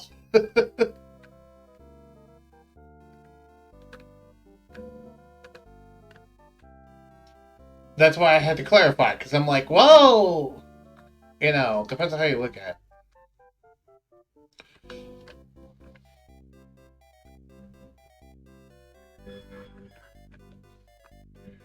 Is it weird that I wish a game had random encounters in it that doesn't have random encounters in it? I don't know. Well, I guess. Would you like to hear a secret? Sure. I think our missing flyer is in Ring Reef. Call it a hunch. Don't tell anyone. I won't. I'm just gonna go investigate it. I won't. I'm just streaming it. Right? It's a secret forever. Oh, wait, it took my controls away. What are you doing? No, I'm going down the waterfall. No! I evidently crashed, and now I'm in a bed.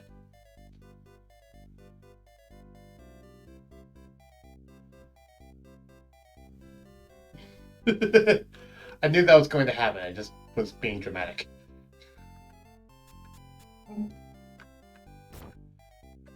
Oh, so yeah, we're stuck down here.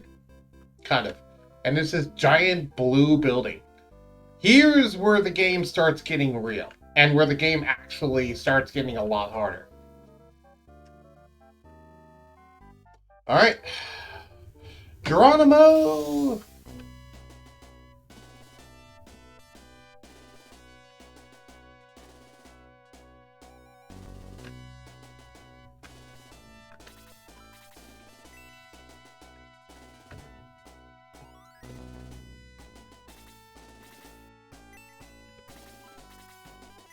This place is very strange.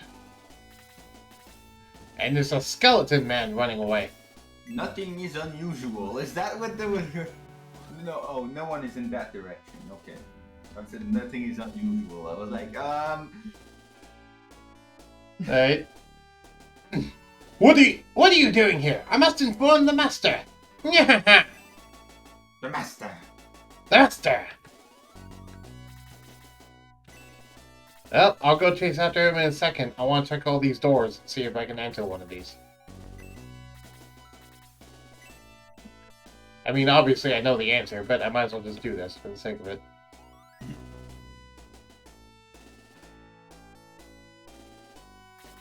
This is weird. I guess those will be used for later.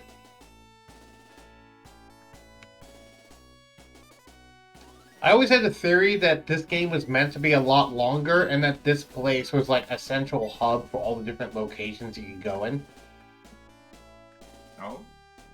But this game isn't that long, so it kind of had a rushed development, so they probably just scrapped the ability to use those teleporters. That's just my guess, though.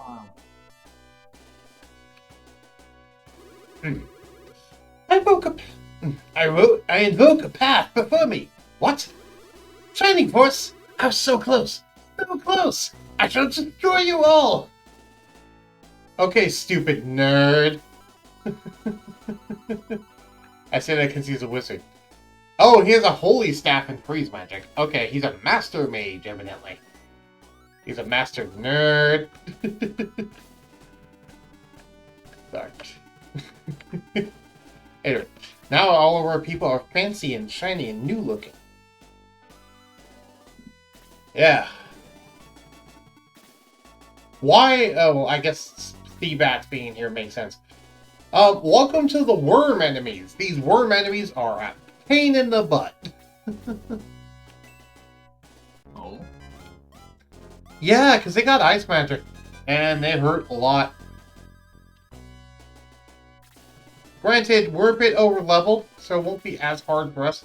Oh, I just realized I forgot to equip everyone with their stuff. Whoops. Now I have to do that in battle.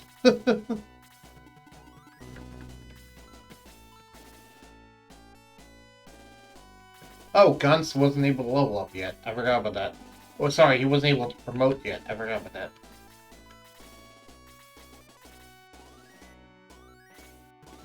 Also, I don't know if you remember what Kokichi looked like before, but look at how this weirdo looks now. I'll wait for it to catch up. Hellhound?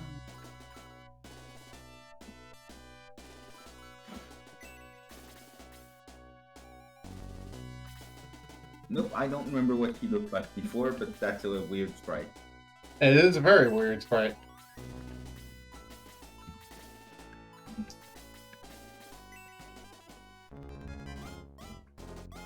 Ken, attack! We have all new battle animations and stuff.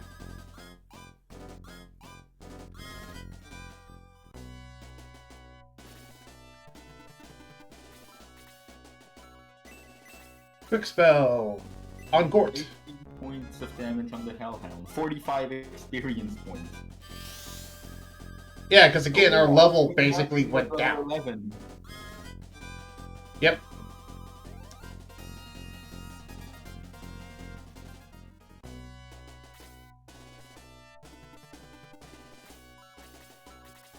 Gord's speed increases by 10, defense increases by 10. Yep, that's what the quick spell does. Oh, okay, I thought it was a level up. No, I used the quick spell on him. Wait, Arthur, promoting gave you a magic spell? What? I forgot that's how that worked. Okay, start casting magic, I guess. This is the only knight in the game that can cast magic. And you want to know what was the only hint in the game that this guy would learn magic? What? The fact that you got him from the mage college. That's it. That's the only indication the game gives that he's going to eventually learn magic, is the fact that you got him from the mage college, and after you level him up enough, he starts gaining MP for some reason. Besides that, they don't give you any warning that's happening. It just happens, and you're like, what? Right? It's like, wait, why do you know fire? You're not a magic user. Why are you gaining magic points? You're not a magic user.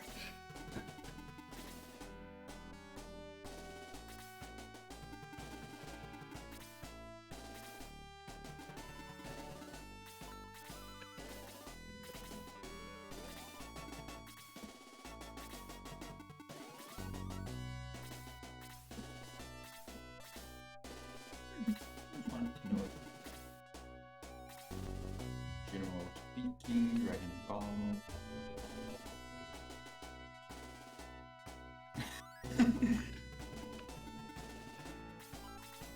Meanwhile, Domingo cannot level up because, newsflash, the game already treats him as a promoted unit. When you first recruit him, he starts promoted, according to the game. Okay. Which means that how Domingo looks now is how he's always going to look for the rest of the game, and he's quite strong. Yeah, 46, 40 looks pretty strong. Yeah! He is probably the strongest unit in the game, if I had to guess, and he just leveled up. Excuse me. Well, okay. The strongest for the amount of investment you actually had to put in him, I should say. Also, Jesus, all those level ups were insane. I think the lowest I saw there was a +3. Or 3, 5, 7 new spell. Right. Okay, so it wasn't even a 3, it was a 4. 4 through. There was a 3. Oh, okay, there 4, was 3, 5, 7. Fair. Also, now I can finally use the ability of the Heat Axe. Hey, hit both of them, Gort. Now you have access to a magic fire axe.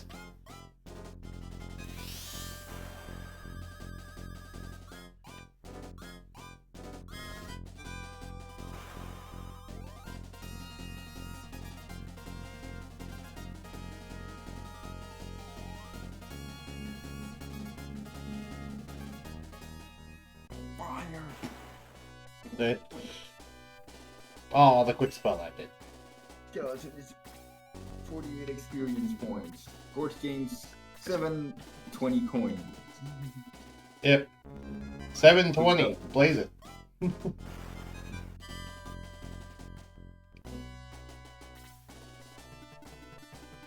More bats. More stupid freaking bats.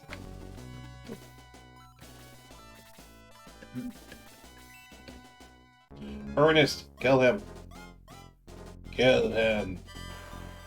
Ah, I didn't do quite enough damage. Okay, 28 experience points. If you die alive and a good damage means.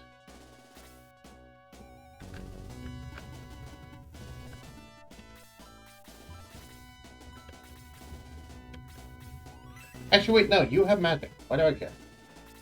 Use your magic, Arthur. You have it. Use it. It doesn't do as much damage, but I don't care. Use it. It's like, if you have this thing, I'm going to let you use this thing, because it's kind of your thing. You know what? It's so weak, smack it with a stick. Hacha! Wow, she actually does 7 points of damage with her stick. I'm surprised. 48 experience points.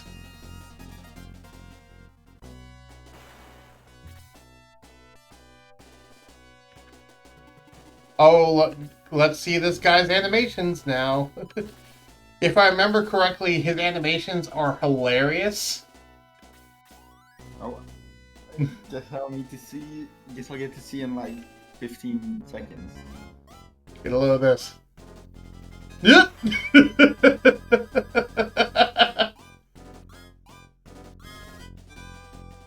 Yep, that's hilarious.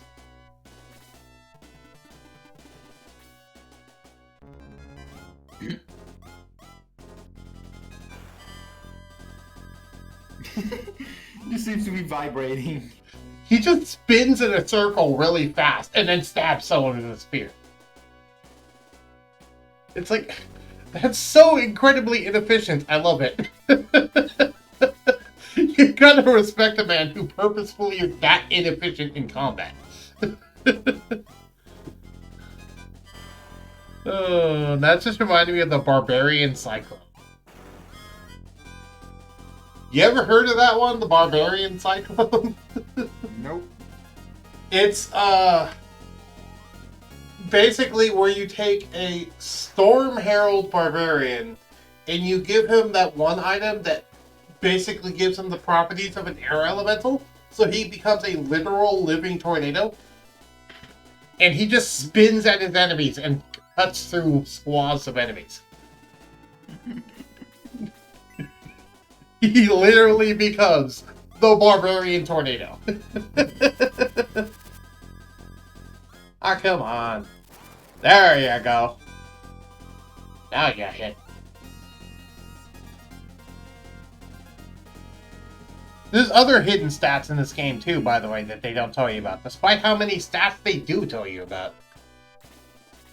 There's also crit chance, which is because if you look at the stats, there's attack, defense, move, and agility, level, HP, MP, and EXP.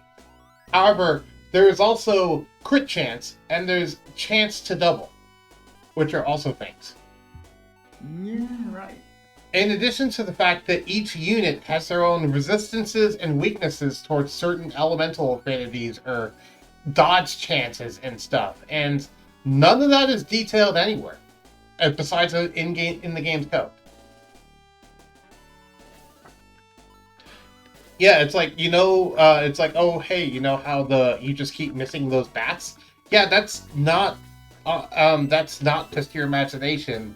The bats just straight up have a 50% chance to dodge any attack. Mm-hmm. Unless it's magic, because magic bypasses that.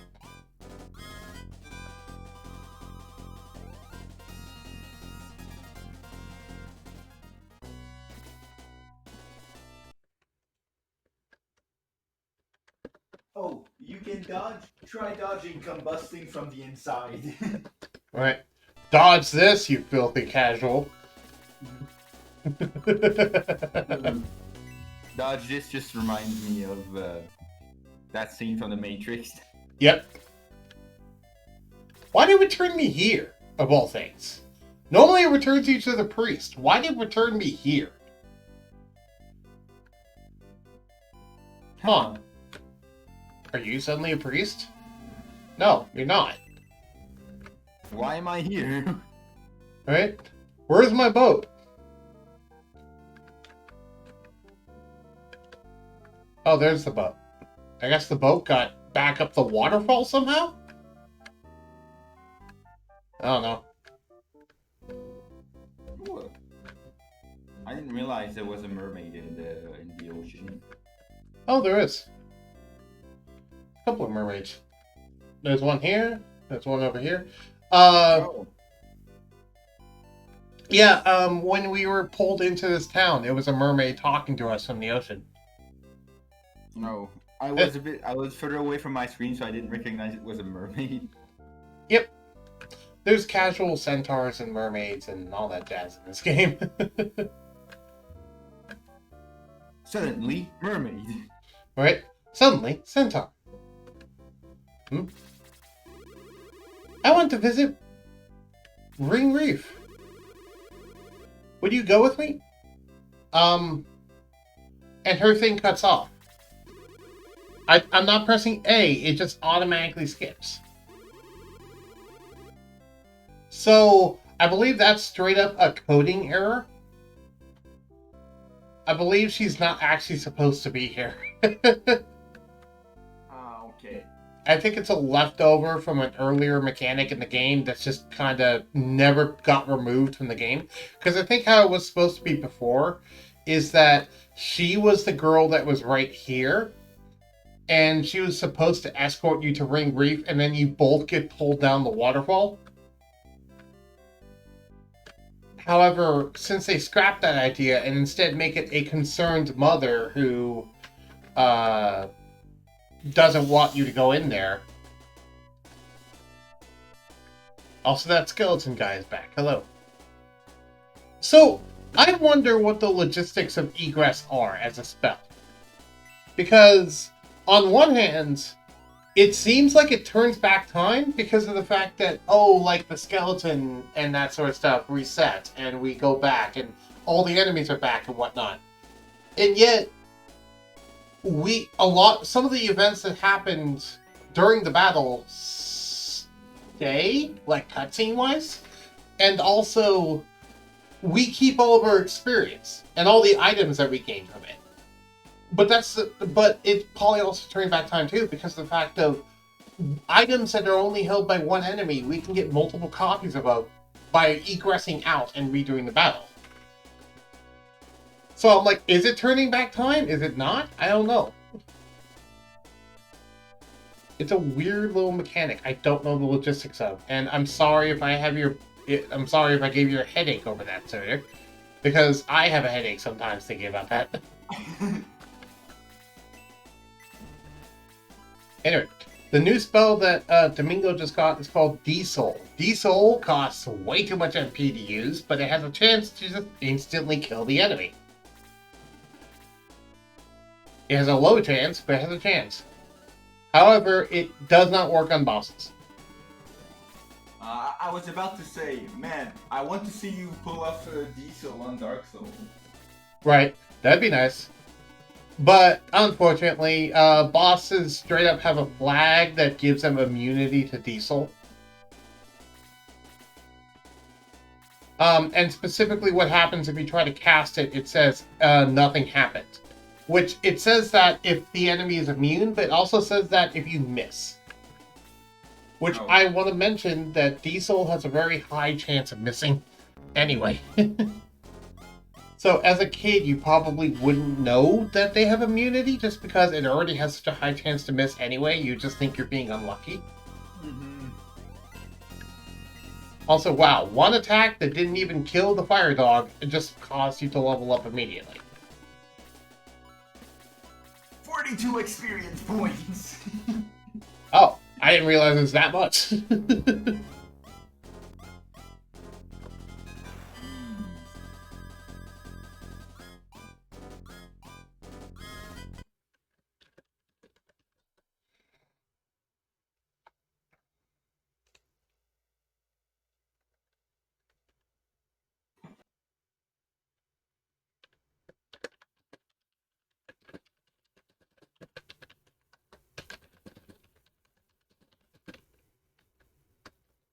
E. Ernest, I guess. Sorry, my wife is messaging me. Ah. EA. EA.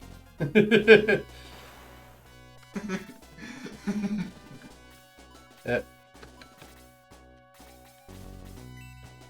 Is it bad that I forget sometimes that that one raid game isn't made by EA? That one, what game? Raid game. You know the one, I'm not saying the full name. Okay. The one that gets, that everyone gets sponsored by? Yeah, and I'm not sponsored by them, so I don't care. Chris, quicken yourself.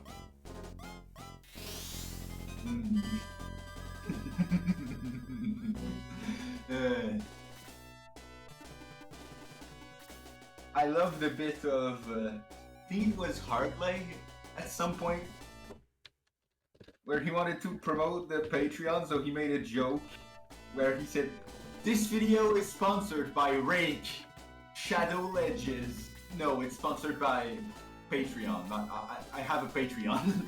Right. I believe I've also made a similar joke before, yes. And I think she made a fake logo for Rage Shadow Legend for that joke. Nice. I've made a similar one, but in my case, it was Raid Bug Spray. Yeah, yeah.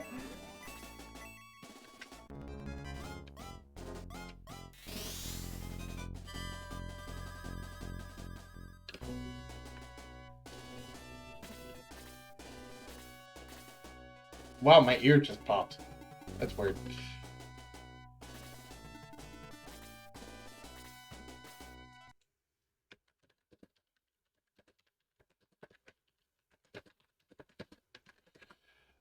So what are you doing? You're playing Dokkan? Yep.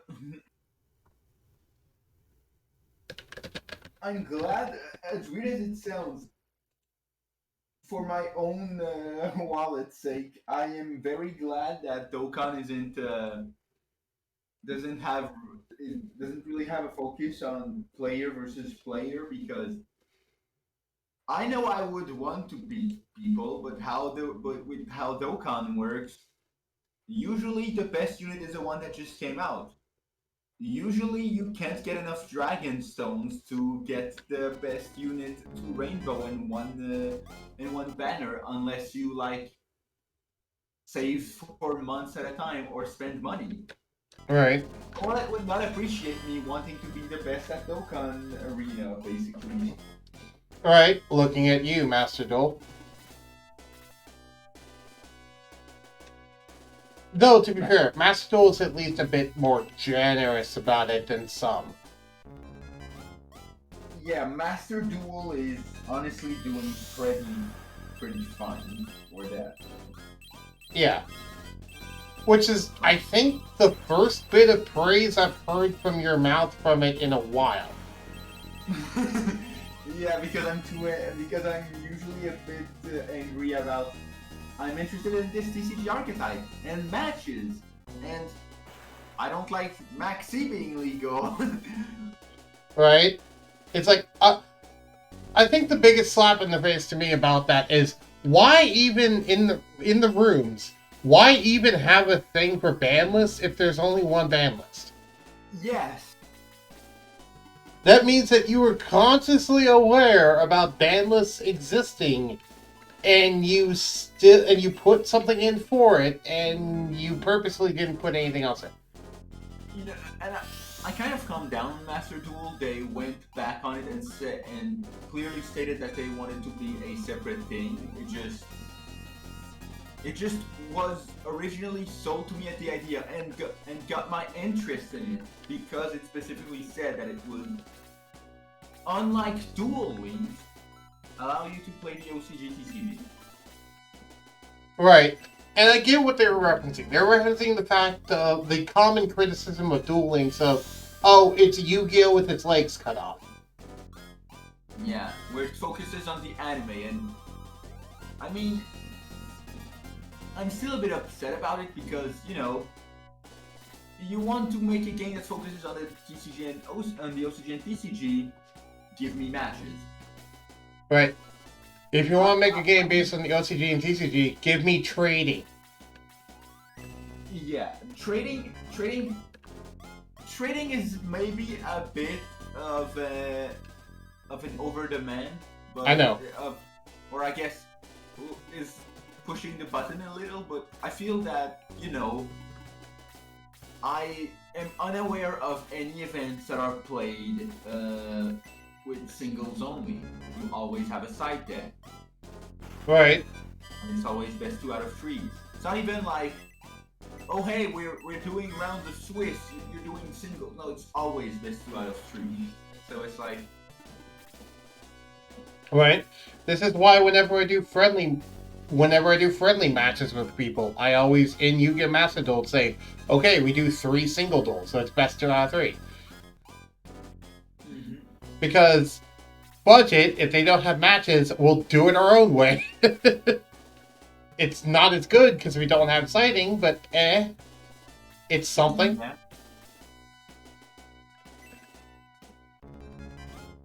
But yeah, money-wise, I don't know the exact drop rate, because unlike in Duel Links, you can figure out the drop rates because it tells you, oh hey, here is what is in this box, there's this many packs left, and it tells you basically the remaining cards in the box. So if you really want to figure out the math at any point, you can say, okay, I have 60 packs left, I have 6 URs left and 12 SRs left. So I have a 1 out of 10 chance for each pack to get a UR, and I've got a 2 out of 10 chance at every pack to get an SR. Right. For example. Meanwhile, you have Master Duel, and some people get near nothing, and then you get whatever the heck happened to me last time. Yeah. Where I just got, like, ridiculous 10 packs for the first 2. Yeah. But with the crafting system, especially the crafting system, yeah, it solves most of the... It makes free-to-play viable. Yeah, it makes it free-to-play viable because, oh... What's not there? Oh my god. What was that? Because if the crafting system was not there... Oh, the best deck right now is Drytron? Well, guess I'm opening master packs until I pull a Drytron card. And then I have to get enough gems to make a Drytron deck and pull 3 of the same UR and 3 of all the UR Drytron cards. Right. Like, dear God. Thankfully, they don't do that. Yeah. But yeah, it's not only a crafting system, it's like, oh, Hearthstone has a crafting system too, but yeah, no, the crafting system in Yu-Gi-Oh! Master Duel is specifically a lot better than the one in Hearthstone, in my opinion. For 2 reasons. Number 1, there's no specifically crafting gold or platinum cards, like there is in Hearthstone. Yeah. Although that's just for aesthetics, so Yeah, but the reason why I bring that up is because now, if you craft a normal card, you could randomly get a better one, which if you don't care about aesthetics, just means, oh hey, I got more of a dust refund if I ever want to uncraft it. Yeah. Or, sorry, more of a chip refund, as it's called. Okay. I didn't know the name for that, so I always called it dust. Yeah, it's chips. Also, I'm using diesel, just to show it. It doesn't work. I'm going to use it until it works, just because I want to show what happens when it works. By the way, that was the reason number 1. So, basically, since there isn't a specific way to craft, like, Goldens or Legendaries, that means that when you do craft cards, you could randomly get one of those and get more of a refund. Which, if you're someone who doesn't care about getting the shiny cards, like me, then that's just a bonus on top of regular crafting. Number 2, actually, 3 reasons. Number 2, when a card becomes limited, semi-limited, or banned, they make it enough where, oh hey, if you uncraft one of this card, you can now craft a card of the same rarity. Which, combined with reason number 1, I believe might make it so if you had a shiny version of a limited or of a card that gets more restricted, when you uncraft them, you will basically get a net positive. You're going to get more than one card's worth of shit. Yeah, I agree. I'm not sure because we don't know yet. The ban list didn't happen, so maybe it's corrected so that it always gives you 30 no matter what the shiny is. But it might not. Yeah, from the description, it just said it'll give 20 more, which means which normally it's 10 to 30 depending on how shiny you get it. So now it'll be 30 to 50 when crafting is 30. Yep, which segues nicely into point number 3, and that's the fact that uncrafting any 3 cards of a certain rarity gives you enough chips to craft a card of that rarity. So, oh hey, you want a UR card? You can uncraft any 3 UR cards and you'll have enough chips to get a new UR card. Honestly, personally, I feel that Master Duel and Hearthstone's crafting, if you look at them in a vacuum, they are roughly as generous because on one hand, yes, it's a bit cheaper for Master Duel, but you need to get the same rarity. While if I need a legendary and I've got a whole bundle of commons, I can just uncraft my bundle of 50 commons I just got that I'm never using and get my legendary card. Yeah, in a vacuum, but if we look at the other mechanics of the game, Master Duel's a lot more generous than Hearthstone for a few reasons. Yeah, packs are easier to get in my opinion. It's way easier to get the 100 gems to open a pack in Master Duel than it is to get the 100 gold to open a pack in Hearthstone. Right. It's much easier. In fact, you can, if you do the daily missions, then, like, every day you can open a pack in freaking Yu-Gi-Oh! Master Duel, whereas you cannot say the same for Hearthstone. Yeah. Especially not with the new system that they have going on. Yeah. And second of all, packs and Master Duel have more cards. Yeah. Which means it's easier to get a pack, and every time you get a pack, assuming the cards that you don't have, the cards that you don't want, there will be more cards that you don't want, meaning more dust. Exactly, more chips. And yeah, also... More crafting material. Yep. Also, number 3, they sometimes straight up give you chips as rewards. Unlike Hearthstone, which never gives you dust as a reward. Yeah, I think I've seen it like... No, they give you gold. Yeah, they give you gold. They don't give you dust. They give you gold.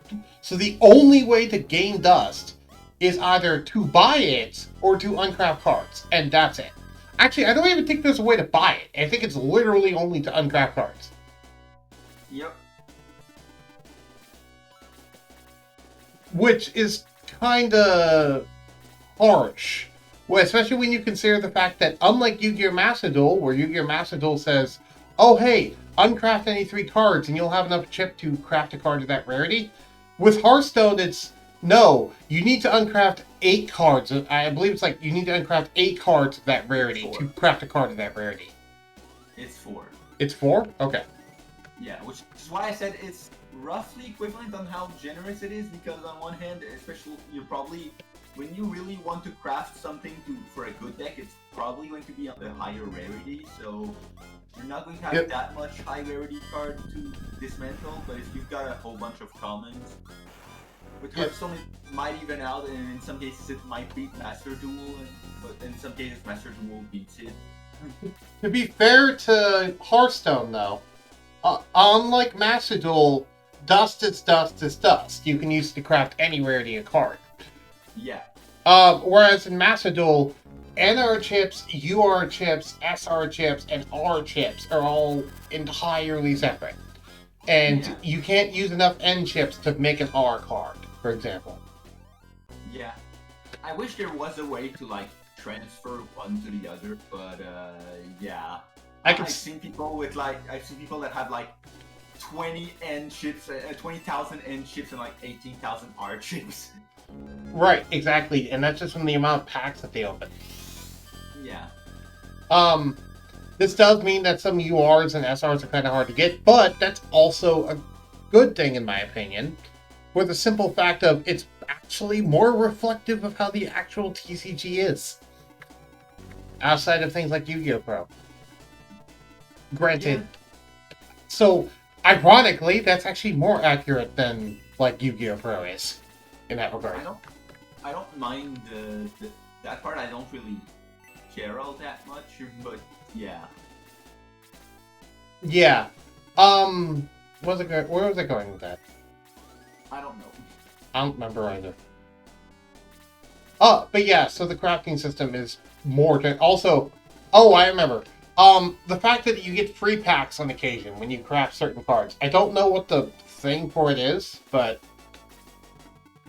yeah. Also, I guess the entire secret pack system is another thing too that's really great about Master Duel. Yeah. Oh, you want to build a certain archetype? Farm gems. Wait until you got like 3,000 to 4,000 at least, and enough chips to craft either an SR or a UR of the deck that you want to build. The archetype, an archetype you want in your deck. Craft it. It unlocks a secret pack. Burn all your saved gems on it. Right.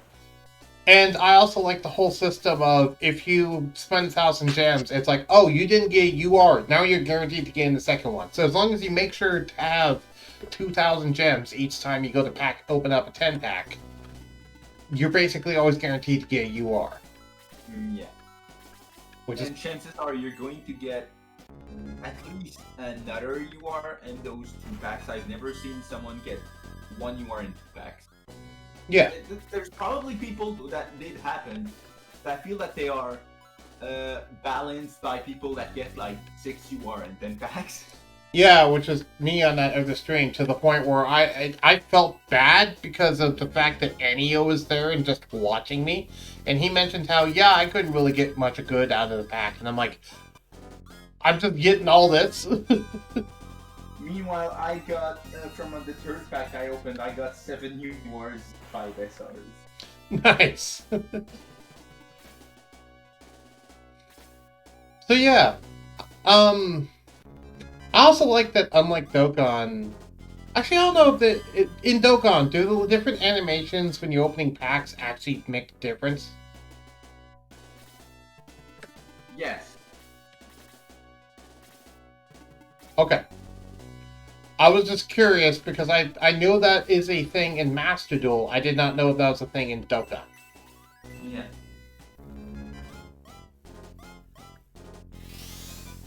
Yay, it finally worked.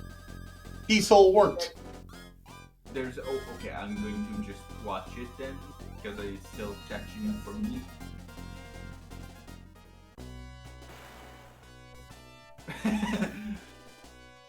The Grim Reaper sprite just touches the other and it just vanishes out of existence. Yep. Yeah. If you notice, the enemy sprite gets very small very fast, so it's implied that they implode. Which is very funny to me. I don't remember if someone leveled up, so I'm just going to egress out of here just in case. Anyway, you were saying, you were talking about crafting and stuff. Yeah, and Dokkan there are animations. The animations do matter. There's I don't know them as much because it's not like in Master Duel where they have the same color, where it just has a bunch of colors that fit with a high rarity card in the pack, for example. Mm-hmm. Yeah. I also like the little fake outs that Master Duel sometimes. Duel does sometimes. Yeah. Or it's like, oh hey, they say 2 SRs are in this pack, but really it's like, oh hey, 3 of them shake. I also like the fact that, I just like all the, I don't know why. The Yu-Gi-Oh! Master Duel pack opening thing is actually a very satisfying experience. I really don't know why. Yeah. There's a few animations that I've learned to recognize from Dokkan just because I've seen some people stream it and sometimes they're really interested. I know if you see the Zenos, you're guaranteed a unit that is the first time that is on a banner. Right. For example, I've heard that there is one where Whis makes the animation play in reverse, and that also guarantees it. But I've never seen the Whis reverse time animation.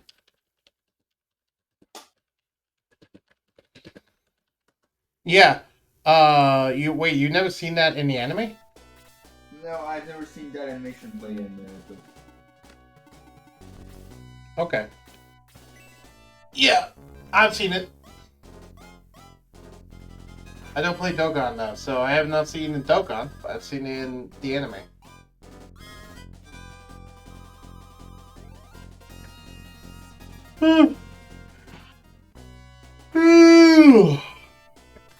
Stretching and yawning. It's 4 hours and 10 minutes into the stream. Surtur, do you think I should end it after this battle, or should I continue for a while, for another 2 hours? Oh wow, I didn't see the time. I didn't go eat earlier when you went because I was like, it's too early, I'll wait a bit, and then I just realized it's been like 2.5 hours.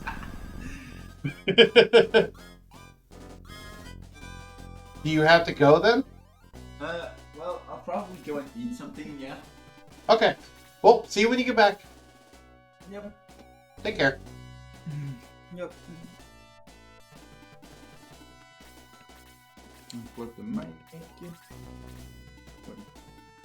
Oh, and leave the chat as well, so that we don't hear me munching on stuff on the stream.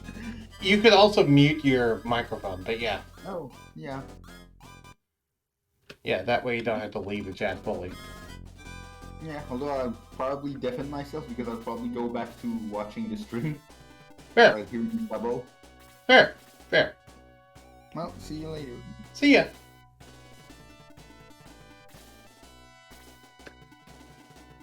Alright. Man, my wife is sending me a lot of messages.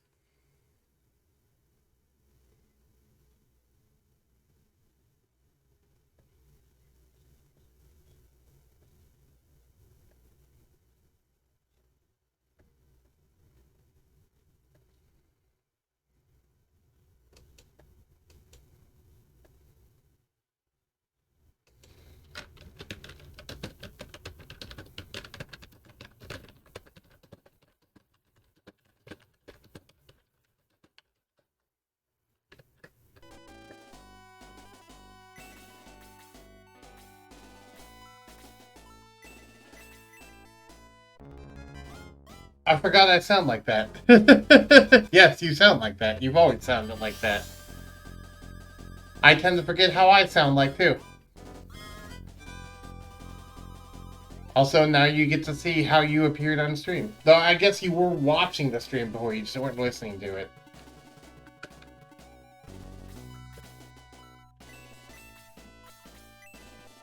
No, don't quick Chris twice.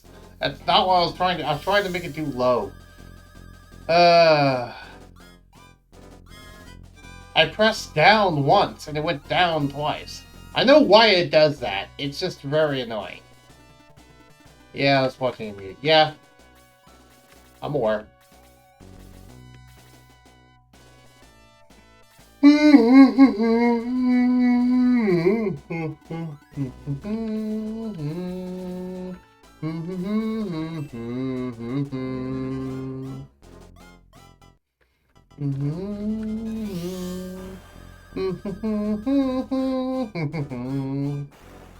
Quick, quick!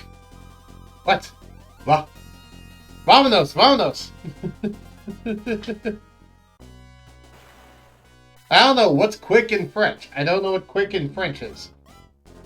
Can you quick the same target twice? No. Quick does not stack on top of quick. They're either quickened or they are not quickened. In this game, anyway. Casting it twice on the same person, all it does is extend the timer, and that's it.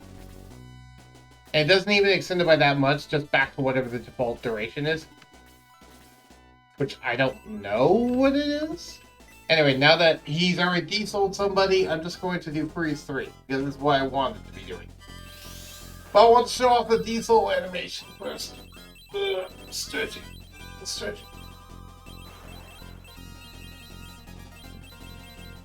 Ugh. Domingo gained 35 experience points. Gained 400 points. Domingo leveled up! Attack increased by 2. Speed increased by 3. Hit point maximum increased by 2. Maximum magic points increased by 1.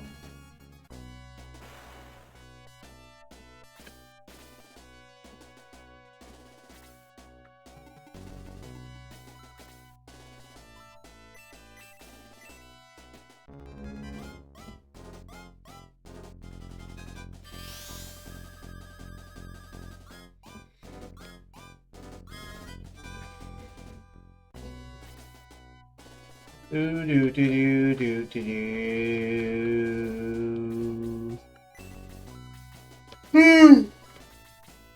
Oh, I'm so tired right now.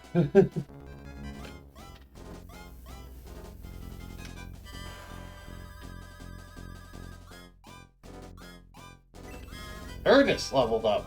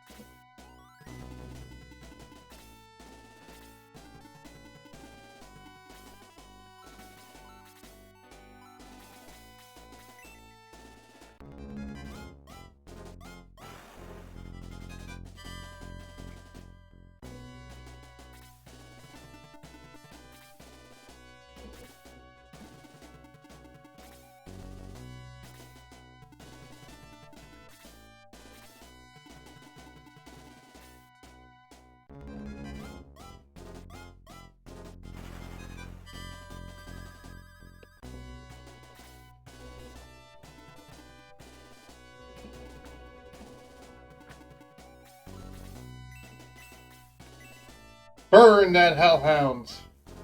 Burn him! Oh, I forgot the hellhound is resistant to fire. In retrospect, I probably should have expected that, but still.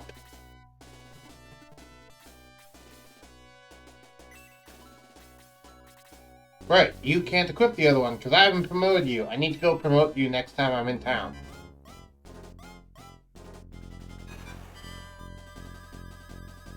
$16 damage.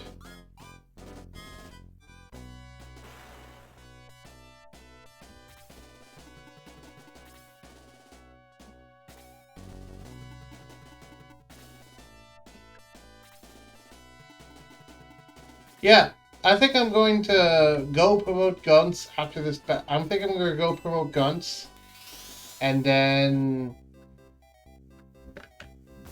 probably just call the stream here, because I'm realizing that my eyes are starting to get heavy from strain, and that's usually a sign that I'm going to underperform, and I'm not going to be funny, and I'm not going to push myself. It's already been 4 hours, so I might as well just stop here. Thank you everybody for watching, if indeed you still are, and I'll see y'all next time.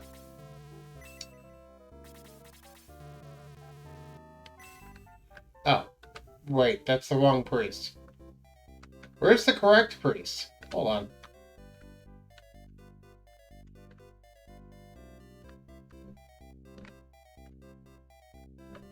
Here's the correct priest. Anyway, thank you all for watching, if indeed you still are. I'll see you all next time. Goodbye. Whoop. Not Luke. Promotion for Guns. I want to have this as more like a little outro thing.